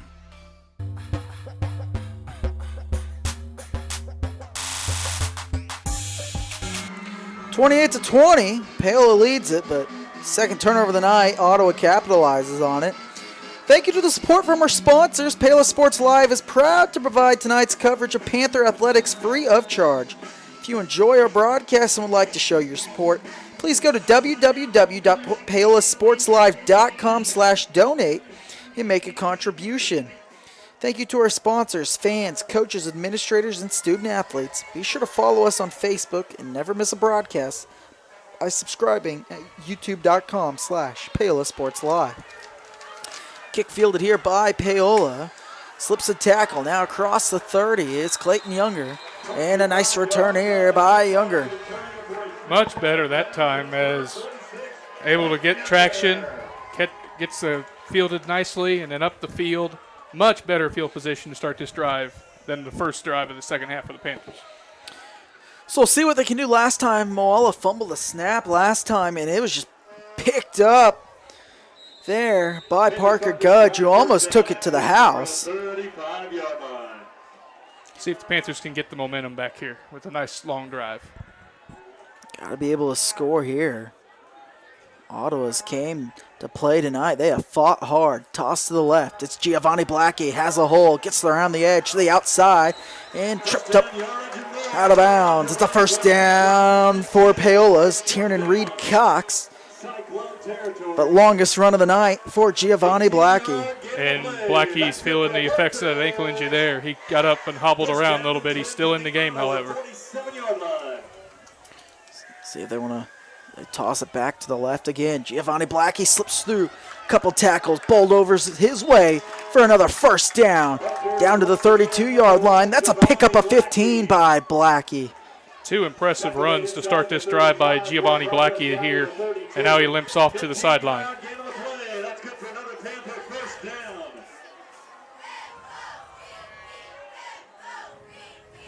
It's their star running back there, and he's just tried to fight through the paint all season long, and still looking for his first score of the year. I don't think he dreamt up of his senior year going the way like this. Paola on the QB sneak, keeps it himself. He's going to take it all the way. Touchdown! Paola! Trey Paola from 32 yards out answers the bell. 34-20. Panthers on top. Oh, what a beautiful drive that was. A great play call. Got around the edge. Great seal block by the left tackle. Getting Trey around the corner and bursting into the end zone. And the Panthers up by 14. A chance to make it 15. 34-20. A huge run there by Trey Paola. His third rushing touchdown of the night. And McCoy to tack on the extra point. Kick is up and good. 35-20 our score. We'll keep it here on the big run by Trey Paola. So, Caleb, I want to ask you. I mean, you were down there for the little bit of the ceremony for the players coming out, and you know, it looked like there was a lot of players. How many players did you think came back tonight? There was easily 150 plus. Okay, so that's what I was thinking. And that was truly a special moment. And you know, Coach Dumpert and Coach Gore felt that when they came out of the locker room, and all the history that has happened here. I'm so proud to be a part of it. And I wish both coaches the best moving forward. It's been fun having them here for all these years. I've enjoyed every minute of it. And you played under Coach Dumpert. Your brother played under Coach Dumpert. What's he meant to you, and what's he meant really for this Paola community? Oh, they both have meant so much to this community with all of the stuff they've done with the football team, off the field, getting these off-season programs going with the weightlifting, and with all the sports they've been through. It's truly been a magical journey with these two. And like I said, I wish them the best moving forward. It's been fun. Yeah, so McCoy kicks it out of bounds. Yeah, I was telling our listeners, I knew this was Coach Dumpert's last year. He told me when we sat down and discussed things before the season, but I didn't want to say anything on our broadcast. I know too. I have some more insights I was telling him too about maybe what's the steps moving forward. But, we're not going to reveal that because nothing is official. But tonight it's about honoring Coach Dumpert and the legacy he means for Paola. So a flag here in Ottawa. It's going to be re-kick, I believe. Was it on? No, I thought it was on Paola for kicking it out of bounds, but I guess instead of having it at the 40, they're going to re-kick it. Weird. I didn't know that rule. All these years I've been around Paola football, I still don't know that rule. It's weird. High school's different. But like I said, that was truly a magical moment in Paola history right there. Both legend coaches, been here all these years. They deserve it and more. That's just the tip of the iceberg that we can do for these two. So another squib kick. It's fielded here by the Cyclones. Yeah, taken down. They would have had it right where they would have, right around the 40-yard line. So all in all, just burned a few seconds off the clock. It's 35-20 our score, and Paola needs to get a stop here and try to tack on their lead. Try to get a win tonight for Coach Dumpert. Try to get back to 500 on the season. So ball at the 40. That's where McCullough and the Cyclones will have it.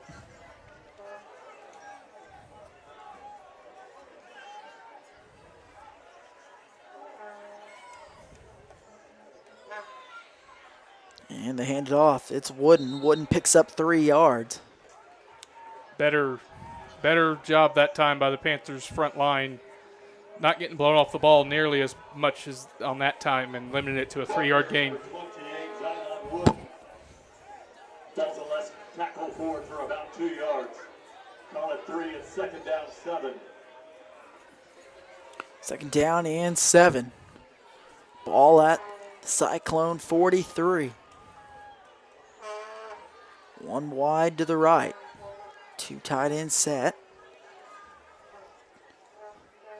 And McCullough's going to keep it himself, and he's gobbled up. Nowhere to go. He was taken down in the backfield. It was Dalton Pysick there. Pysick, great job there by Dalton Pysick there on the left end. Stayed home, stayed on the backside, stayed home, and got to McCullough for a 1-yard loss. Really well done. Pysick threw his man to the ground, and the rest was history there. 3rd and long coming up from the 8. 4 wide. 2 receivers at the top and bottom of your screen. McCullough drops back to pass. He's pressured. Just got to get rid of it. He does. It's caught. A couple yards short, however. Again, that's another mental error by Ottawa, running a route short of the chains. And now Ottawa will be forced to go for it, I'm sure. All they need is 1 yard. Yeah, Hart did a good job coming back to that ball, though, and had to go down low to make the catch. It was a nice throw by McCullough on the run as he was pressured. Big down here for the Ottawa offense if they want to stay in this ball game. You cannot turn it over on downs here and give Paola an opportunity to go up 3 touchdowns. Yeah, you got to think it's early in the 3rd quarter, but you got to think this is your ball game right here because you give the ball back, Paola's able to get it, and Paola's going to stuff him. Nowhere to go. It's a turnover on downs, just like you draw it up if you're Paola. Dalton Pysick in there along with Jonathan Earlywine, and it's a turnover on downs. Oh, Coach Jumpert was elated there on the sideline with his both arms straight up in the air, and the Panther defensive front blows up the Ottawa offensive line, gets a stop, but unfortunately, Panther is hurt on the play. Yeah, and that's what you got to love, though, with the Paola stop, not the injury, obviously. Now we'll take a break here. 35-20 our score. You're listening to Paola Sports Live. We'll be right back. Hers Incorporated in Spring Hill is your local Bobcat mower dealer. Bobcat mowers combine heavy gauge steel with advanced engineering to give you the best cut every time. Simple controls and design make maintenance and service quick and easy. And when you get your Bobcat at Hers, they can complete all service and repairs covered by your warranty. Bobcat mowers are affordable, giving you a commercial grade machine at a residential price. To learn more, Come and visit us at hersinc.net. Call Hers at 913-247-3530. Hi, I'm Dr. Aaron Stoes with Paola Veterinary Clinic. We'd like to thank you for trusting us with the care of your pets and large animals. At Paola Vet Clinic, we're proud to be your hometown vets who know and care about your family. Coming soon, a new location here in Paola in the industrial park with cattle haul-in and boarding and grooming. With 24-hour emergency services and 3 other locations in Lewisburg, Drexel, and Martin City, and a team of 11 veterinarians, our commitment to this community makes Paola Vet Clinic the vets you can trust. So, what is love? Love is being independent. Love is dancing. At Shriners Hospital for Children, love is a new smile. At Shriners Hospitals for Children, love is caring for a child regardless of the family's ability to pay. Learn how you can send your love to the rescue at lovetotherescue.org.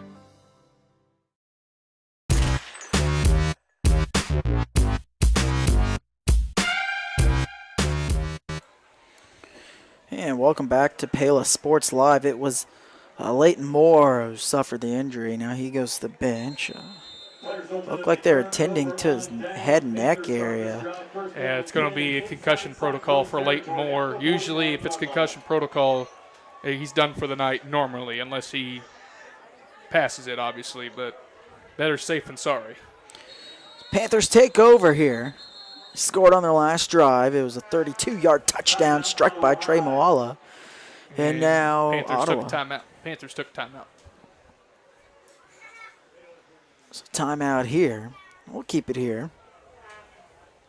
So 35-20 after the stop on downs. And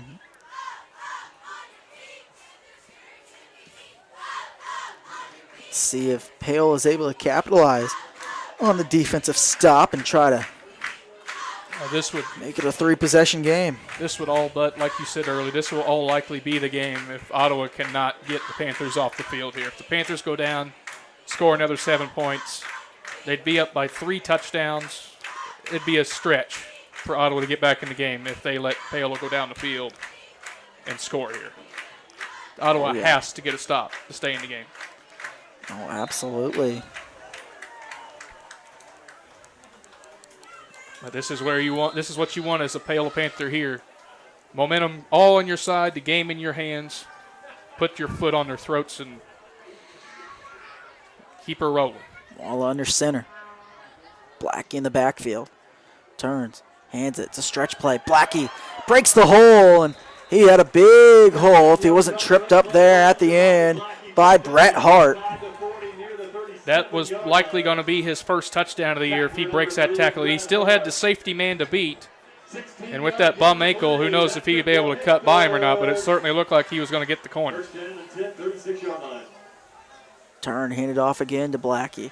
Gets around the edge. Picks up around 8 yards there, 9 yards. Nice run there by Giovanni Blackie. Panther offensive line just winning every battle at the line of scrimmage, at the point of attack, just blowing Ottawa off the line. Ottawa's in trouble here. And credit to Ottawa again. They've played well all night, especially offensively. It's just the defense could not get off the field so far tonight. Paola's having their way with this Ottawa defense. Panthers starting to utilize their star running back, hoping he can just stay healthy. Play action. Moala has room if he wants to run, and he takes off. He's got lots of room inside the 10-yard line there. It's a nice run of about 18 yards. Moala steps out of bounds around the 8-yard line. It's a pickup of 20. And Paola's back inside the red zone. The entire Ottawa defense bit on the play fake, and it just opened up the right side of the field for Trey Moala to get an easy first down inside the 10-yard line, and now the Panthers with goal to go. Yeah, he was looking for early wine on the flat, but they took that away. And the safety didn't get over, and Moala was able to just take it himself. They hand it off to Blackie. Blackie cuts, and his helmet's ripped off. And the play is immediately blown dead once you see the ball carrier's helmet come off. And that's going to be another penalty on the Ottawa defense. Move the ball half the distance. Yeah, it's a face mask call. And like I said, it's immediately blown dead for safety reasons if you see the ball carrier's helmet come off while in the process of the play. So another penalty here on Ottawa. So now it'll be first and goal just inside the 5-yard line, it looks like, after they move the ball half the distance. So ball will go to the 4.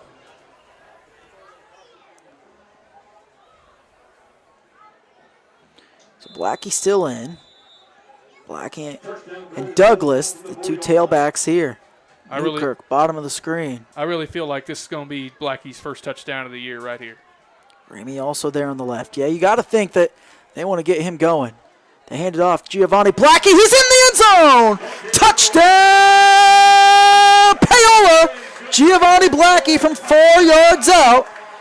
His first score of the year, and their star running back. They're hoping they can finally get healthy. And Caleb, you called it there. Oh, that has to make that ankle feel a little bit better, knowing that you're finally off the schneid in the touchdown column. A great offensive drive again by the Panthers. And now Ottawa's really up against it, down 3 touchdowns just about halfway through this third quarter. Kick is up, and it is good. McCoy, 6 of 6 on extra points tonight. Panthers lead it by 22 now. Here over Ottawa. You're listening to Paola Sports Live. We'll be right back.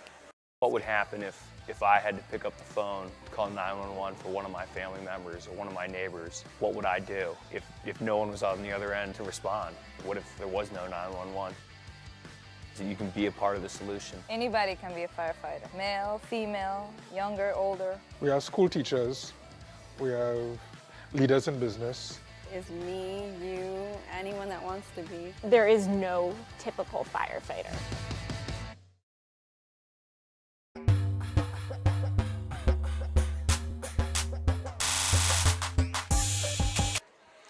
So 42-20 is our score. Paola now leads it by 3 scores, their largest lead of the night.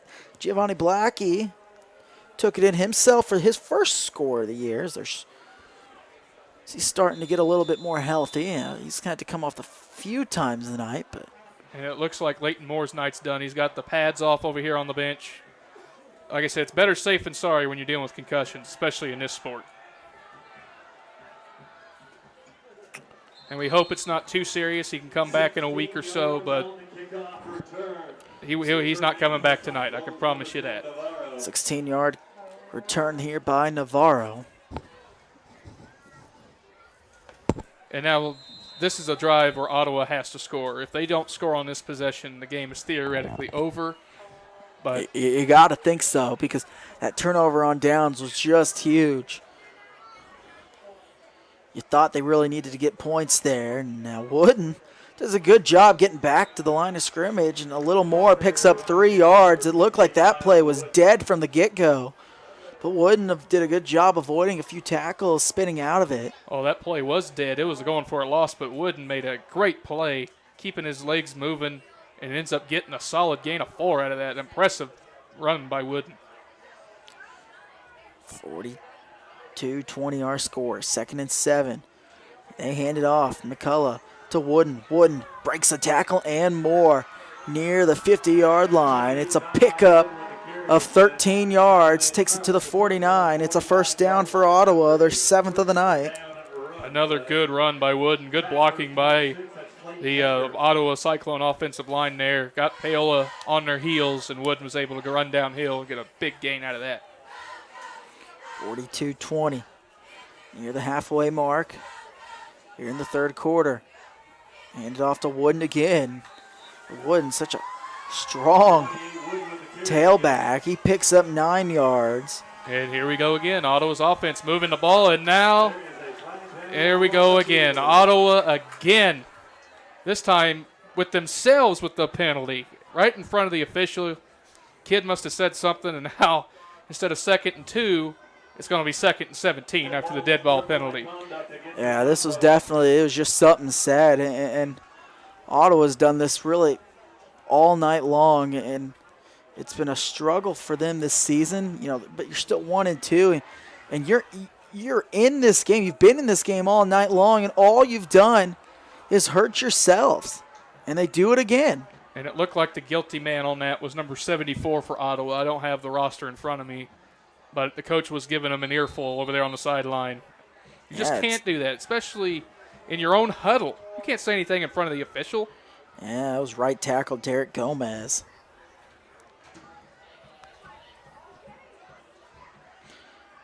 (42-20).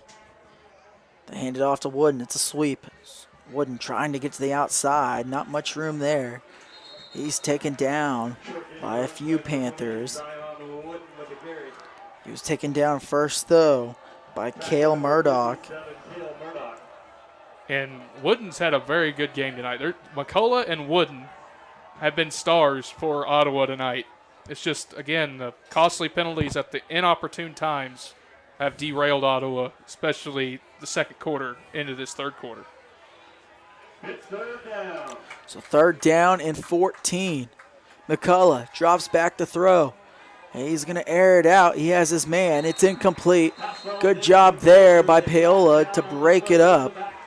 It was Maxwell Douglas to break it up. There's a flag on the play. I think it's going to be holding on Ottawa. The Panthers will just decline this penalty. And now Ottawa is all but forced to go for it on this 4th and 14.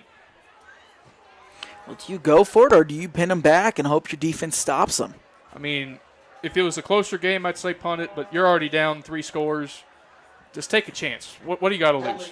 What do you got to lose? Yeah, they're going to punt it. I think you have to punt it. I just think it's too early. to punt. And that's what they're going to do. Reese Fogel, still a lot of time left here in the third quarter. Say you force a 3 and out. Say you get a turnover. You're in business. You've already forced 2 turnovers tonight. It's a nice punt again by Fogel. That's going to bounce. Taking on a hop here, though. And good job by Ottawa to field it. Not much room for Landon Taylor. And so now it's a big drive because if Paola scores here, you're putting it away. If Ottawa's able to get a stop or turnover, you keep yourself in this game and have life and maybe carry a little bit of momentum. Yeah, and you said it. They have to get a stop here because if they don't, and Paola goes 76 yards, you can turn out the lights. But again, I give Ottawa credit tonight. They have played well. They have come to play tonight. It's just, again, mental mistakes, and they got to work on that this week in practice. On her center is Moala. Turns, hands it off to Ramey. Ramey's first carry of the second half, and he picks up 11 yards, 12 yards. Ramey's now got 145 yards rushing. Had 133 at halftime. And the Ottawa defense, you feel for them because now they're exhausted out there. They're just getting mauled at the line of scrimmage, and Paola backs just have wide open holes to run through. And it looks like Ottawa called a timeout just before the snap, and they did. So timeout Ottawa. We'll take it with them. You're listening to Paola Sports Live, presented by Go Brawley. We'll be right back. Hey, I'm Mike Rowe, here today to encourage you to connect with 811 before you dig. And I'm Mike Rowe, and I'm here because I love to dig in the dirt. It's true. He's also here because he's very small and not that bright. Here, for instance, we can see Micro doing what he loves to do. And here we can see the consequences of not doing what he should have done. Dude, why didn't you call 811? I forgot the number. See? Not that bright.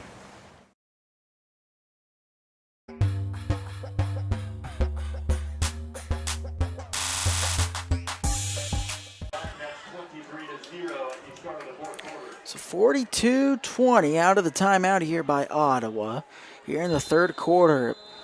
Big drive for both of these two teams. Paola, chance to put this game away with a score. If you're Ottawa, you got to try to do anything just to keep yourselves in it. Moala tosses it left. It's Giovanni Blackie. Blackie finds the hole. Great blocking on that left side. Blackie picks up 7 yards. Blackie surely looking a little bit stronger here as this game goes along. Yeah, it seems like he's getting more confidence in that ankle as he again limps off towards the sideline here. And you feel for him because, again, like I said in the first half, those ankle sprains, they're nothing. They're not fun. They're nothing to mess with. Those things take forever to heal. Yeah, he's been fighting the pain all season long, ever since that Bonner Springs game where he suffered it. Moala keeps it on the read option. Gets around the outside, crosses midfield. First down here for Paola. It's Trey Moala once again, the 11th first down of the night for Paola. Yeah, like I said earlier, the offensive line is winning every battle, especially the left side of the Panther offensive line. They're just blowing up the right side of Ottawa's defensive front, and Ottawa's just on their heels. Yeah, it's Cody Hendrickson, Cale Murdoch, and Dalton Pysick winning those battles right there on the left side. They turn, hand it off to Ramey. Ramey already has 12 yards on this drive and more. Ramey's got room down the sideline. He's going to take it all the way. Touchdown, Panthers. It's Caden Ramey from 49 yards out. His third touchdown of the game, and the Panthers strike once again. And again, left side of the line, big hole. Ramey uses his speed to get past the secondary, and now this all but puts Ottawa's fate at hand.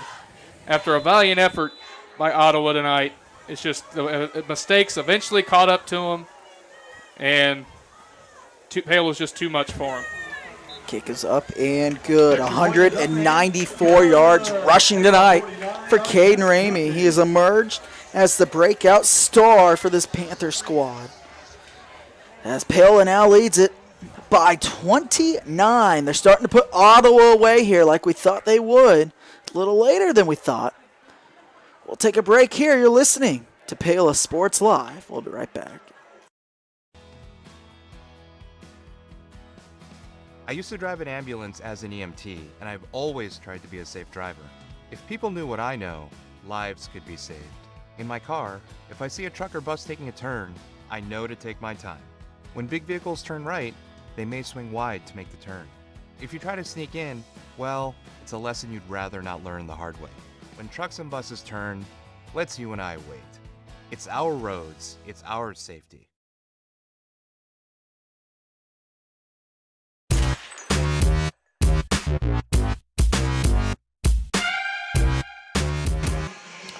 (49-20), the 49-yard touchdown run by Caden Ramey. His 7th score of the season, 3rd tonight. 194 yards rushing. He's been the star, Caleb. Yes, he has, absolutely. And it's been a major ground assault by the Panthers all the way around. But Caden Ramey's certainly been the workhorse tonight. Both he and Giovanni Blackie. Giovanni Blackie probably with his best game of the year so far, and Caden Ramey's just been a stud all year long for this Panther offense. Like you said, 7 scores in 4 games. That's impressive for a fullback. First down and 10. Ottawa will try to answer back. Down 29 now. They scored on their first play the second half after the turnover that was recovered by Parker Gudge. Now McCullough keeps it, tries to get around to the outside as he's shoved and pushed out of bounds there by Clayton Younger. He was shoved out of bounds, but his forward momentum was stopped while inbound, so the clock continues to run as we run under 3 minutes left here in this third quarter. And you're starting to get into the territory. If the Panthers can get another stop and another score, you'll have a running clock in the fourth quarter, being up by 35 into the fourth quarter. All momentum right now on Paola. Not a perfect night for them, but definitely a nice confidence booster as McCullough overthrows his intended receiver in Hayden Dury. Dury has one catch tonight. It was that 17-yard touchdown grab they had on their opening drive.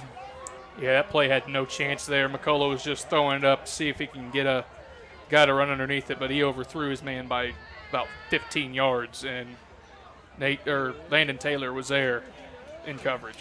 McCullough now 8 of 12 passing tonight. He's been real efficient. He's used his legs real well tonight too. Then motion Navarro.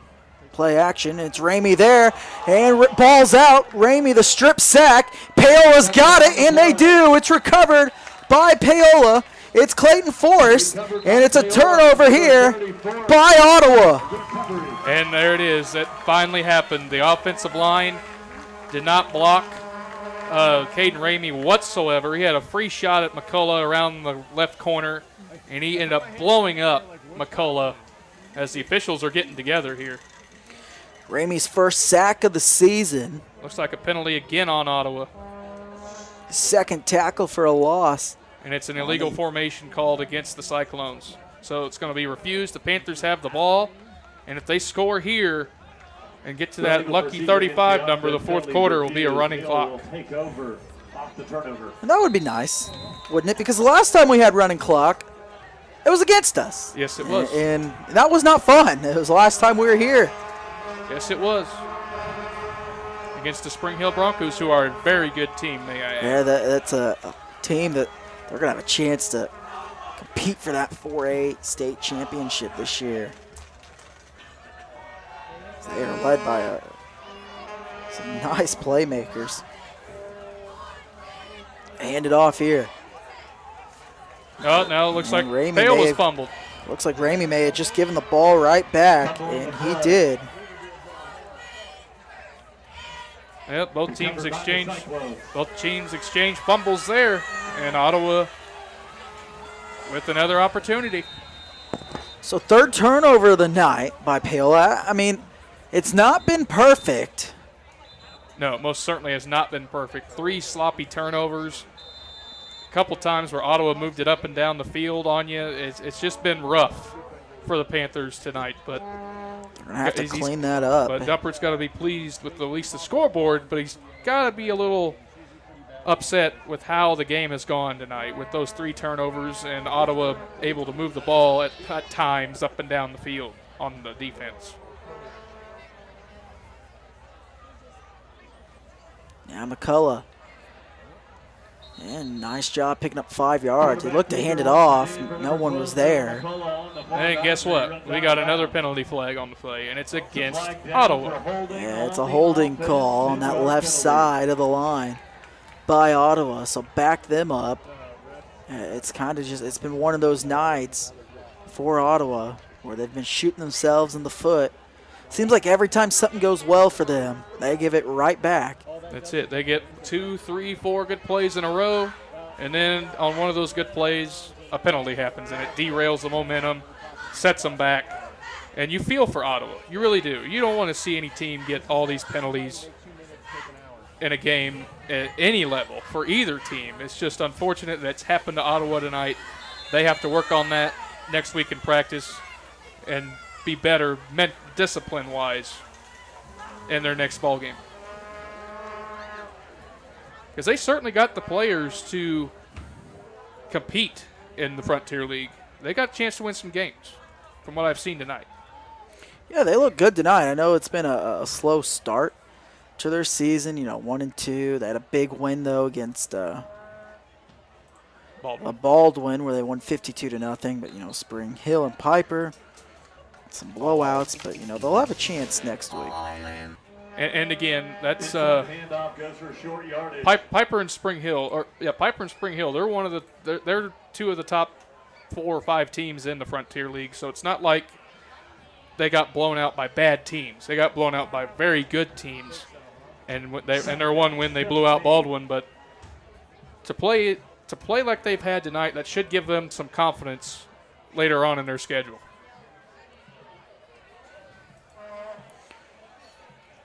So McCullough looks to throw, has his receiver, overthrows Hayden Dury.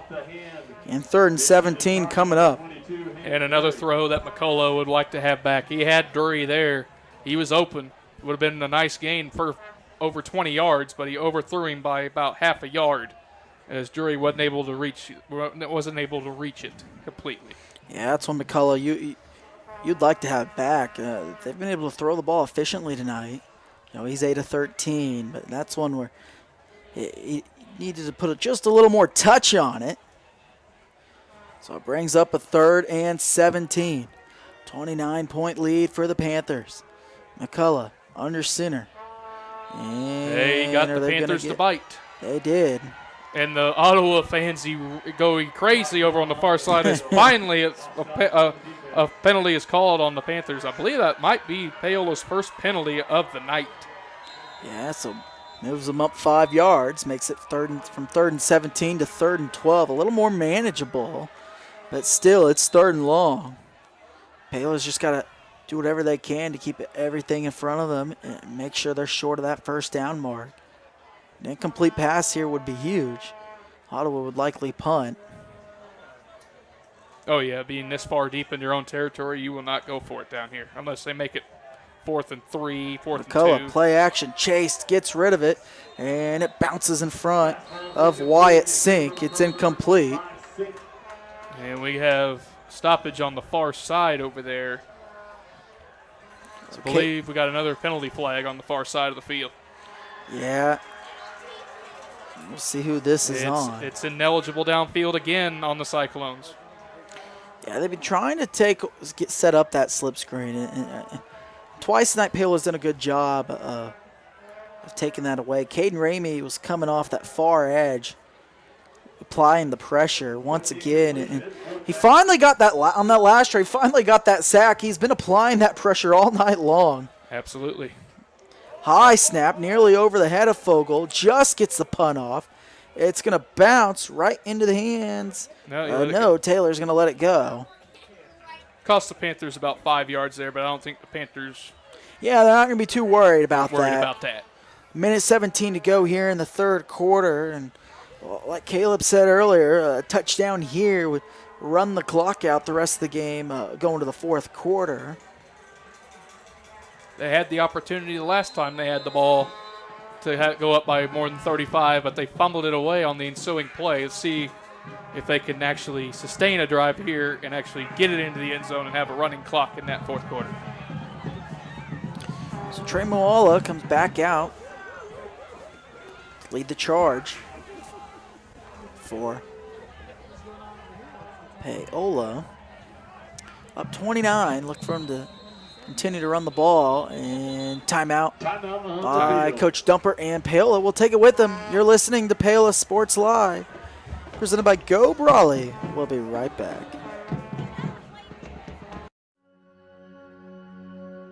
All across the country, people are coming together to speed up what we can learn about health.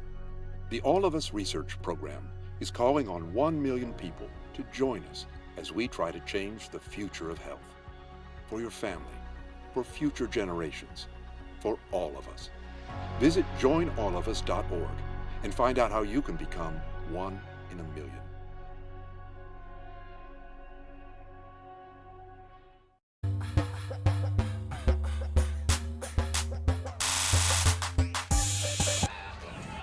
So 49-20 our score. Paola ball out of the timeout here. Spins out of it is Ramey. He's got a lot of room and more. Caden Ramey down the sideline. He's going to take it all the way. 10, 5, touchdown! Paola, it's Caden Ramey. 63 yards out.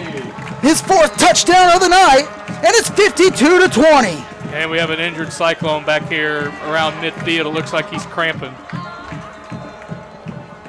Can't tell who that injured player is for Ottawa, but he's got a leg cramp as he's sprawled out on the Ottawa side of the midfield stripe. So Caden Ramey clips his 200-yard mark. An impressive night for Caden Ramey. Like you said, over 200 yards. What is that, 4 or 5 touchdowns now for Caden Fourth tonight? touchdown, 259 yards rushing tonight. What a night he's had. Looked like the injured Cyclone that was cramping was number 3. Yeah, that's Brett Hart, the senior corner / wide receiver. Hart, use him in a lot of gadget formations. He's a speedster. But what a night for Caden Ramey, 55-20. McCoy tacks on the extra point. He off. doinked it. He doinked it. All right, upright. And McCoy's first true miss of the season. So 55-20 our score. Paola leads it here over Ottawa. You're listening to Paola Sports Live. We'll be right back. Bringing the law to your corner. That's Hartley Law Group. Attorney Jerry Hartley and her staff are dedicated to working for the results you want and to help you determine what actions you can take. Specializing in criminal defense, family law, guardianship and adoption, estate planning, probate, and trust litigation. To learn more, call 913-294-4512 or visit HartleyLawGroupLLC.com. The choice of a law firm and attorney are important decisions and should not be based solely on advertisements or websites.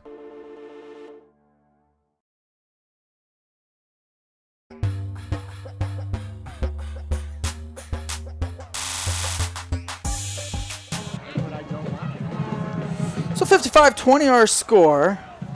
A lot to get excited about tonight, Caleb. Absolutely, it is, especially offensively. Outside of those 3 fumbles, Dumper ain't going to like that at all, but he's got to be really happy with the way the ground game has performed tonight, just like the Paola teams of old tonight. Caden Ramey with over 250 yards. As a team, they got to be close to 400, if not 500 yards on the ground. It's been a very fun night offensively if you're the Panther offense. Yeah, especially here in the second half. And unless Ottawa can somehow score in a minute, the fourth quarter is going to be a running clock since they've eclipsed that 35-point threshold for the fourth quarter. So big night for Paola offensively. We talked about early in our pregame show they're going to have a chance to try to build some confidence going into next week as they play Wamego. Not much room there by Wooden. Wooden picks up about 9 yards, excuse me. And again, another nice run by Zion Wooden. He's had a lot of those tonight. That's another thing that Coach Dumper isn't going to like very much. Ottawa's been able to run the ball at times against this defense, and he's gonna watch film on that, get on his guys, and say, hey, we got to stop the run better against better teams. That'll cost you. So most of the starters still in there for Paola. McCullough keeps it. He's got the first down. 8th first down of the night for Ottawa. So a team that struggled all season offensively, tonight they've looked pretty solid as they've bounced back. They've put up 20 points, but they could have easily have doubled that, if not put up at least another 2 touchdowns. But absolutely. But again, just the mistakes at the wrong time have derailed a few of Ottawa's drives. Hand it off. Wooden cuts through a few defenders, has the first down and more. That's the end of the third quarter. We'll go to the fourth. We'll have running clock. Yes, sir. Going to the fourth. 55-20. You're listening to Paola Sports Live. We'll be right back. More than 20 years, Gherkin Rental has been the place to go to get the job done in eastern Kansas and western Missouri. With a huge selection of quality equipment, from roll-offs to trailers, telehandlers to generators, power washers to popcorn makers. Experienced equipment professionals and clean, well-maintained tools to help you get the job done right the first time. Gherkin Rental. Stop by any of their 13 locations across the KC Metro or call 855-GHERKINS. That's 855-437-5367.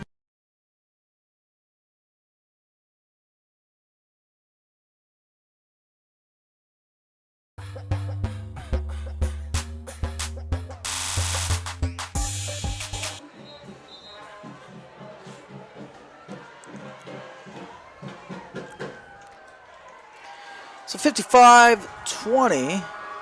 Our score, running clock the rest of the way at the start of the snap here.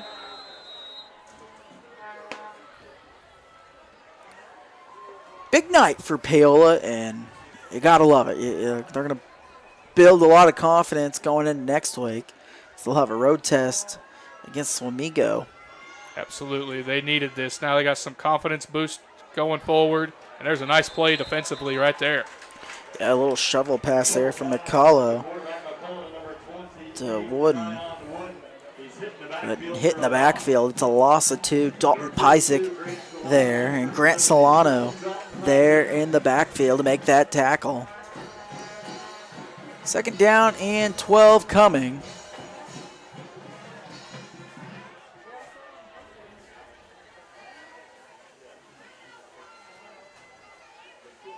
And McCullough hands it off to Wooden, and he's met again. Nowhere to go. It's Gus Wright there to make the stop. Oh, that's beautiful play by the right side linebacker, Gus Wright, on that. Great open field tackle. Otherwise, the running back would have had a much bigger game, but that was an impressive one-on-one tackle in the open field by Gus Wright. Very well done. So it brings up a third down and 10 in Panther territory. McCullough, the motion Hart. McCullough rolls right, drops back, pressure, avoids the sack, gets rid of it, and nearly intercepted. Went through the hands of Landon Taylor. So it's incomplete, 4th and 10. Down 35, decision time here. You likely punt, but you are in Panther territory. I mean, it's running clock right now anyway. I wouldn't see why you wouldn't go for it, but punt team's coming out. So Ottawa try to pin them deep. It's Reese Fogel. Reese Fogel's had a nice night punting. Had one kick blocked, but he's done a good job. And this one's going to bounce all the way down the 15-yard line. And that's where Paola will take over. And we'll likely get to see some of the backups come in here. Absolutely. This is where you need the JV guys to come in here, get some varsity experience. You don't need to have the varsity starters out there and suffer a bad injury that could derail your team in the coming weeks. So this is a great opportunity for these younger kids to get some experience for when their time comes in the next year or two. So it's Jet Osborne, the junior quarterback, coming in. This is the third time we've seen him this year. He's led a few touchdown drives. 2, and Osborne fumbles his first snap, and it may have been recovered by Ottawa. It was. And it was. Number 64. Osborne, he just mishandled that snap.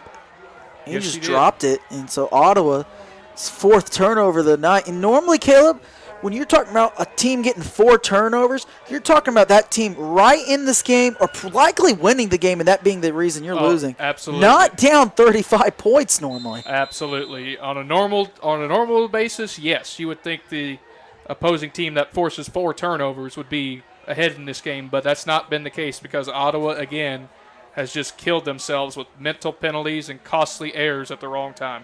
They hand it off to Wooden. Wooden fights his way down to the 5-yard line. It's a pickup of 9 yards. 2nd and 1 coming up. And if Ottawa can get a touchdown here, at least they could say, hey, we got 21 points off of turnovers if they decide to score and go for 2. And at the very least, if they score a touchdown here, they have 19 points off of turnovers. You'll take that any day of the week.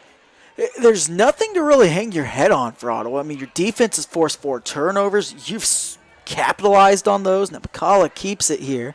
He gets inside the 5, gets around to the 4-yard line. It's a pickup of 1-yard line. But, really, it's been a solid night for the Cyclones, especially if you're a Cyclone fan. Oh, yeah. I mean, they've done very well offensively.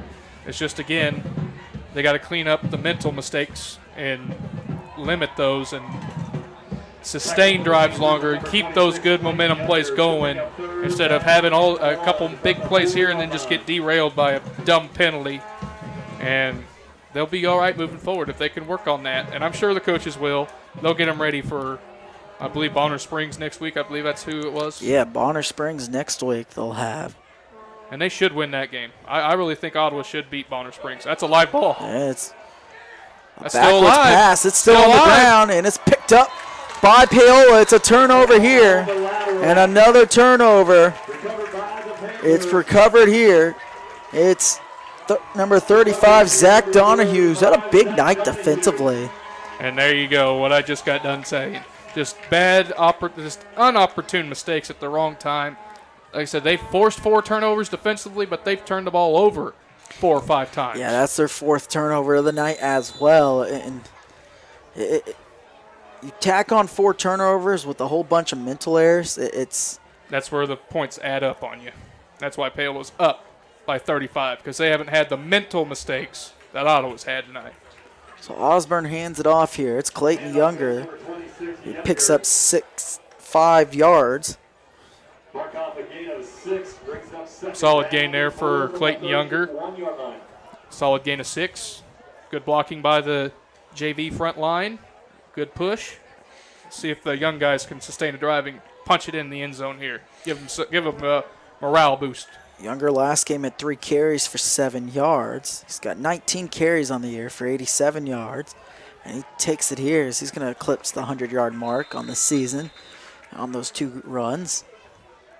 Nice first down run by Clayton Younger. And it looks like Ottawa might have some of their younger guys in there too, if I'm not mistaken, which is the right thing to do. Give these young kids some experience. You're down 35. Why risk an injury to one of your starters in a blowout game like this? That'd be unnecessary. So it's Christopher Lojas Faust now on the far side at wide receiver. Gus Wright in there at fullback. Douglas in at tight end. And Osborne keeps it himself on the fake to right. Picks up 6.5 yards, nearly 7. 2nd down and 3 coming up.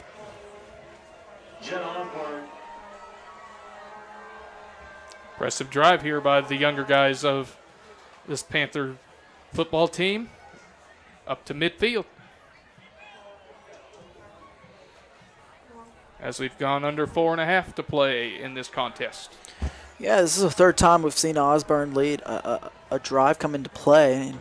And the 2 times he's gotten to play in the first 2 weeks of the season, he led a touchdown drive. And against Bonner Springs, that was capitalized by Younger. Whoops. Osborne's going to lose yards. There it looks like. Maybe he got back to the line of scrimmage. Couldn't tell if that was a planned play or if the offensive line missed a block on the right side.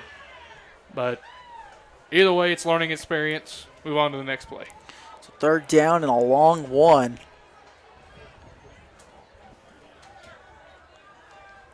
Lost Foss now. Motions out to near side.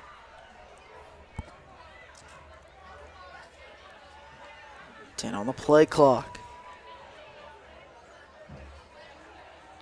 Osborne hands it to Younger. Younger's found a hole, and he's got a 1st down.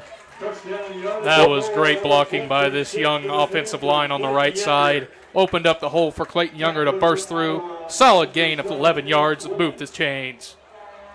Yeah, followed the senior offensive lineman there, and Grant Solano.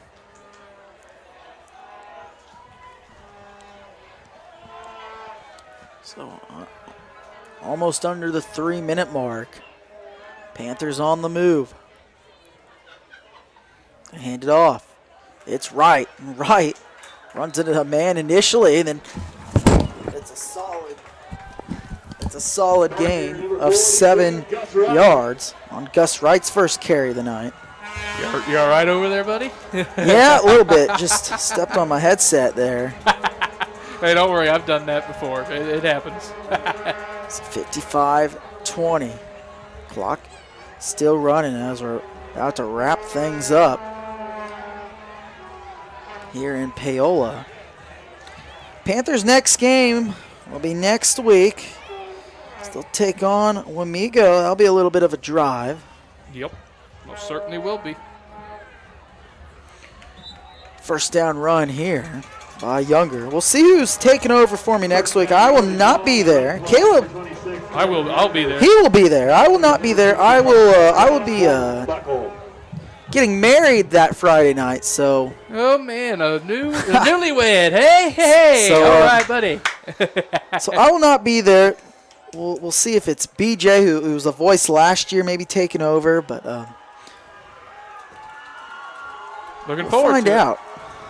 And looks like the Panthers are just going to kneel it down, and that'll be the final statistics from this game. Yeah, a big night for Paola. For Paola Sports Live, we'll be back too Monday for some more soccer action. 6 o'clock is the kickoff.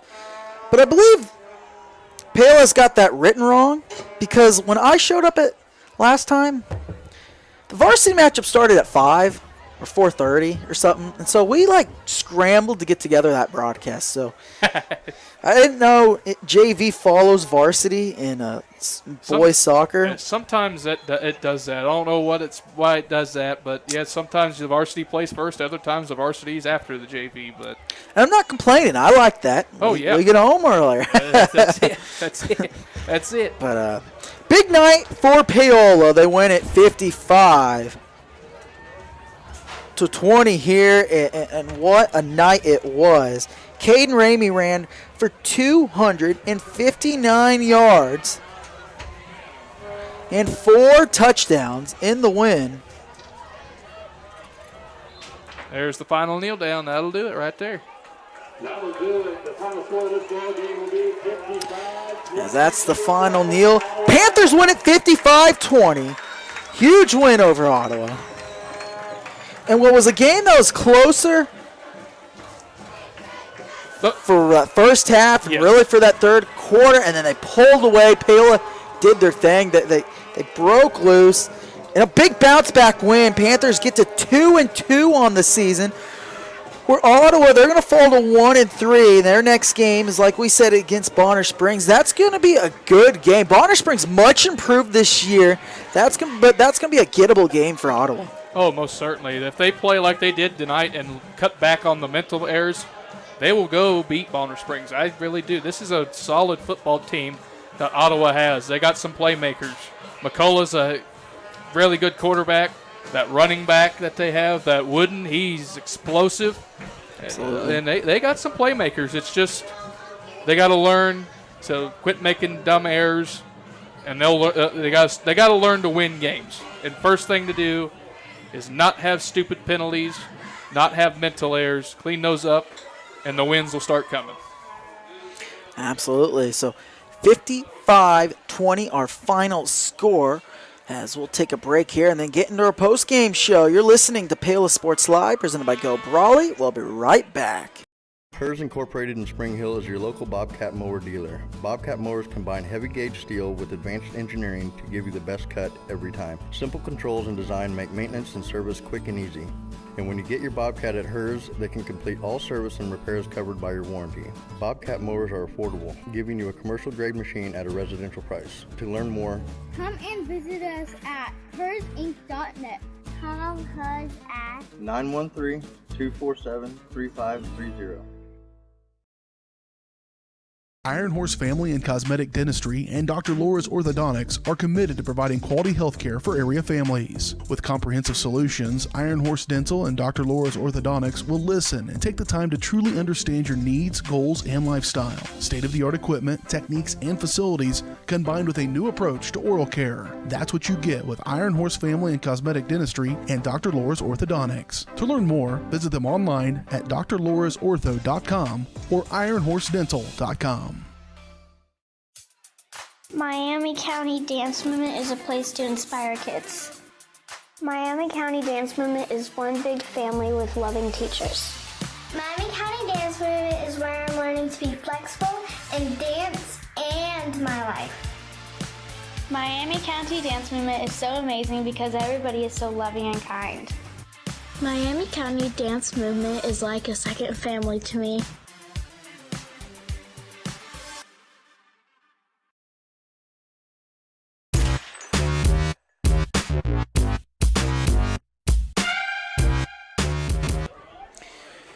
$55-20, our final score here in Paola. Big night here as Paola ran away with it. Caden Ramey, like we said, 259 yards, 4 touchdowns. Big night for him.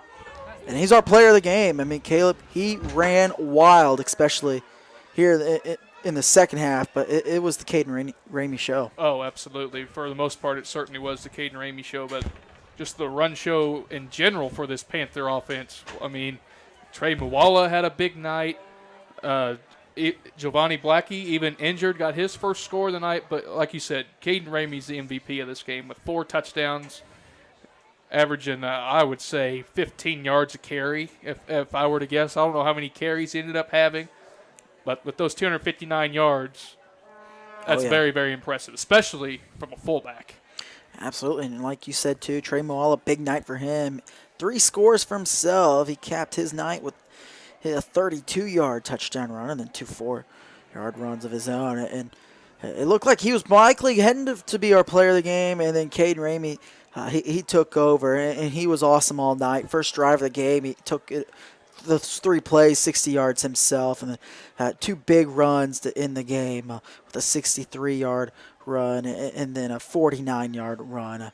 Big night for Paola. They get to 55. They win 55-20. They get to 2-2 on the season. Their next game is next week, Friday at Wamego. For Paola Sports Live, we will also be back Monday for the soccer match. I believe it truly begins at 5. We'll have our new soccer broadcaster. I don't know his name. BJ, my boss, has not given that to me, but he'll be calling play-by-play, so we'll get a taste of him as they'll take on Baldwin out at Paola High School. For Jackson Mielman and Caleb Butler, it's been a fun night of Paola football. We'll see you Monday. And before you sign off, for all you Royals fans out there, the Royals did win tonight in Detroit by a final score of 3-1. Well, there you go. Did Salvi hit a home run? He did not. He did not. He's catching Soler at this point. Well, he's 2 behind him. I think Salvi had a rough night tonight. He did. He went 0 for 4 with 2 strikeouts. So it wasn't Salvi's night. He's swinging for the fences at this point. He might as well. He might as well. But the team got the win. Tapio got his 4th win. He's 4-0, and Barlow got his 15th save. Well, there you go. Great night for the Royals. Great night for Paola. College football tomorrow. If you're a fan of KU, Mizzou, and K-State, hopefully they'll have big weekends. Likely, if you're a KU fan, they probably will not. But oh, come on now, just Chiefs you don't back in action there. Sunday should be a big weekend of sports. Oh yeah, you don't have to sit there and pile drive KU fans in the dirt. Come I'm on, a KU fan. I love KU. You have every right to. You have every right to. And speaking of the Chiefs, hopefully they bounce back after that brutal loss. Yeah, disappointing loss. After that brutal loss in Baltimore last Sunday night. But they got a division rival. Andy Reid has been awesome against the division rivals in his time here at Kansas City. They'll figure it out. They'll bounce back. They'll beat the Chargers. Great night for Paola. They won at 55-20. We'll see you Monday. Good night, everybody. You've been watching Panther Athletics on Paola Sports Live. Paola Sports Live is presented by Go Brawley. It just works. Learn more at gobrawley.com. Also by Elliott Group, Hers Incorporated, Iron Horse Family and Cosmetic Dentistry, Dr. Laura's Orthodontics, and Miami County Dance Movement. Thanks for watching.